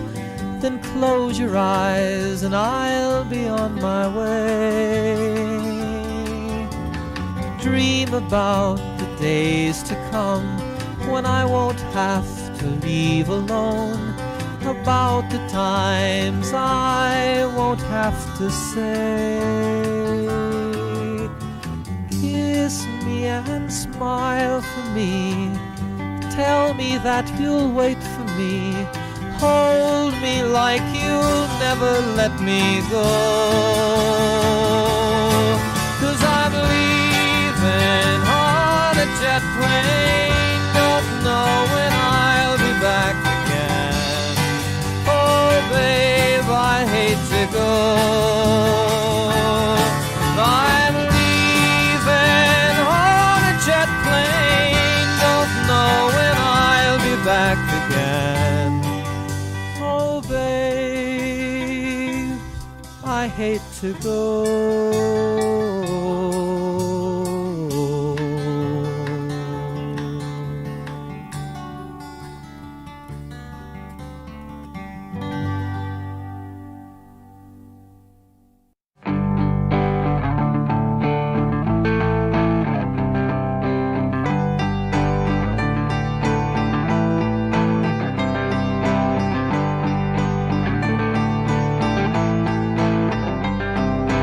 Closing time. Open all the doors and let you out into the world. Closing time. Turn all of the lights on over every boy and every girl. Closing time. One last call for alcohol, so finish your whiskey or beer. Closing time. You don't have to go home, but you can't stay here. I know who I want to take me home. I know who I want to take me home. I know who I want to take me home. Take me home.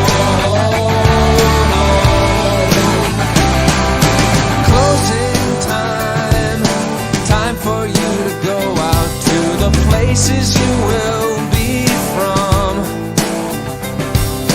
Closing time. This room won't be open till your brothers or your sisters come.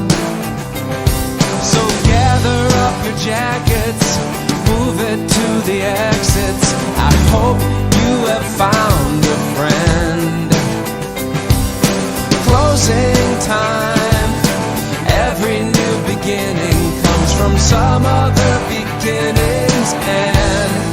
Yeah, I know who I want to take me home. I know who I want to take me home. I know who I want to take me home. Take me home.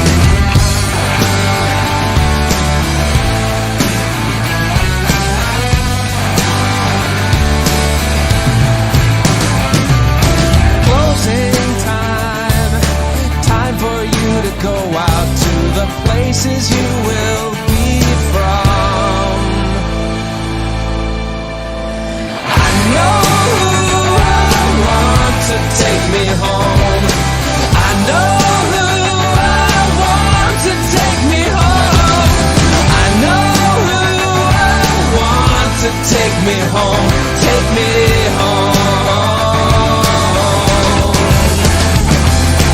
I know who I want to take me home.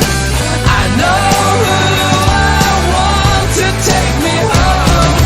I know who I want to take me home, take me home.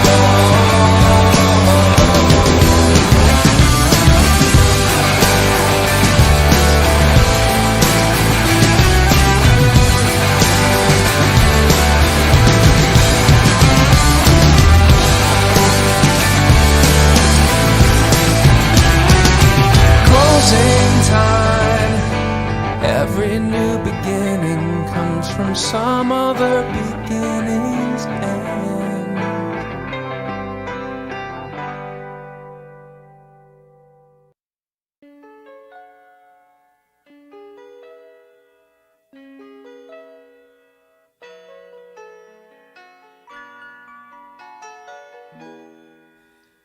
We used to be frightened and scared to try the things we don't really understand why. We laughed for a moment, then start to cry. We were crazy. Now that the end is already here, we reminisce about old yells and cheers, even if our last hurrays were never clear.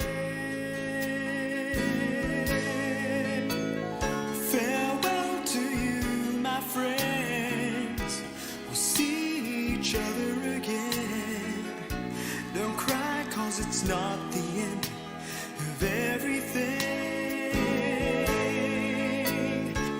I may be miles away, but here is where my heart will stay with you, my friends, with you.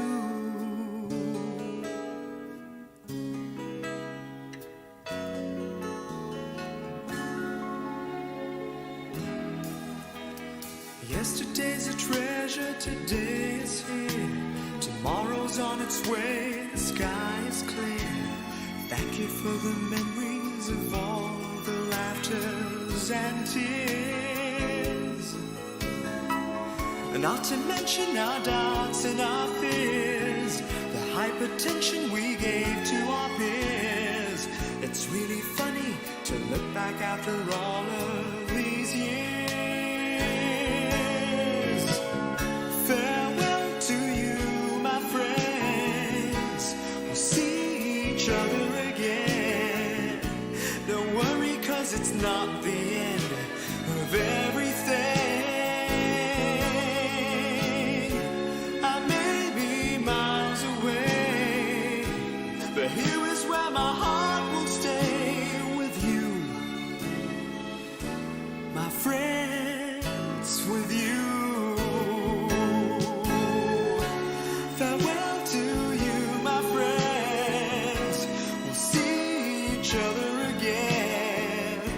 Don't worry, 'cause it's not the end of everything. I may be oceans away, but here is where my heart will stay with you, my friends, with you. With you, my friends, with only you.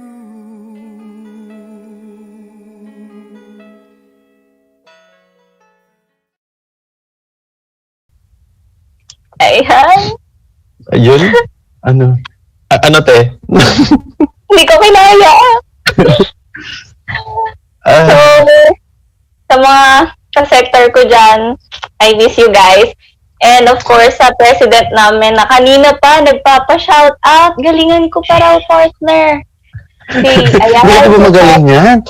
Si Patrick Santos, hi. Ayan, napagbigyan ko na yung shout out mo, ha? Tapos naman yung mga sector 1 naman, ano na, kayo lang ata hindi nag-ano, mga 5-1. Hindi kayo man nang nagko-comment dito, ba? Yan, pero syempre, mahal ko pa rin kayo, 5-1.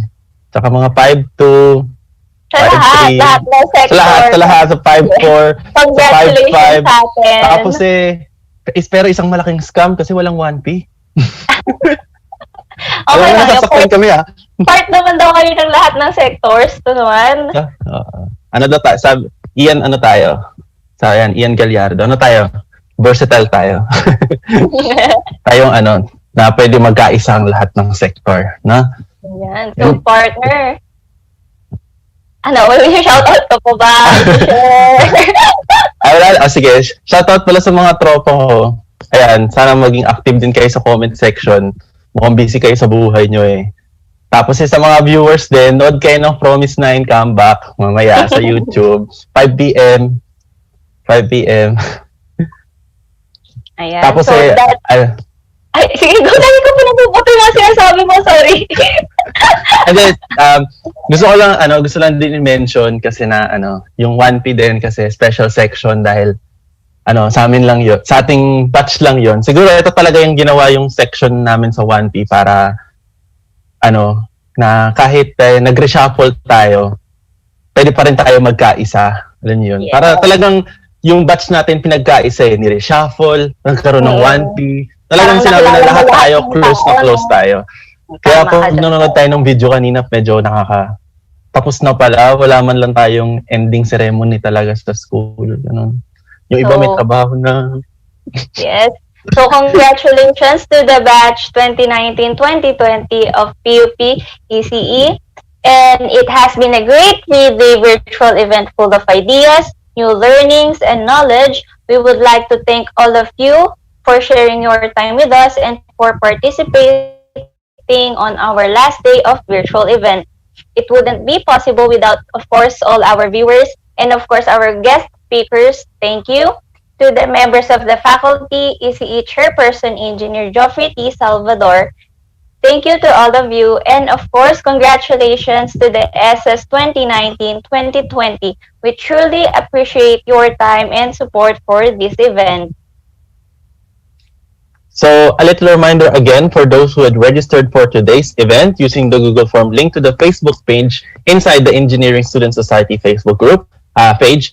Please be informed that the certificate will only be sent and forwarded into your email once you fill out the evaluation forms. And to clarify, only registered participants are entitled to receive their certificate of appreciation after completing the evaluation form. And from this hour until 11:59 p.m. tonight. So, to remind all of you, our code for today is FUTURE, that's FUTURE, and the evaluation form will be available from this hour until 11:59 p.m. tonight. Don't forget. And yeah, once again, together with the Electronics Engineering Student Society of the Electronics Engineering Department of the Polytechnic University of the Philippines, and in partnership with Radio Engineering Circle and Institute of Electrical and Electronics Engineering Young Professionals Philippines, this has been Alex Anjanat Faustino, together with my partner, Jude Adrian Atienza, your Masters of Ceremony for the last day of ECEssentials 2020 with the theme of Clear Vision of the Future. Good day and see you again on our next event. Arigatou gozaimasu.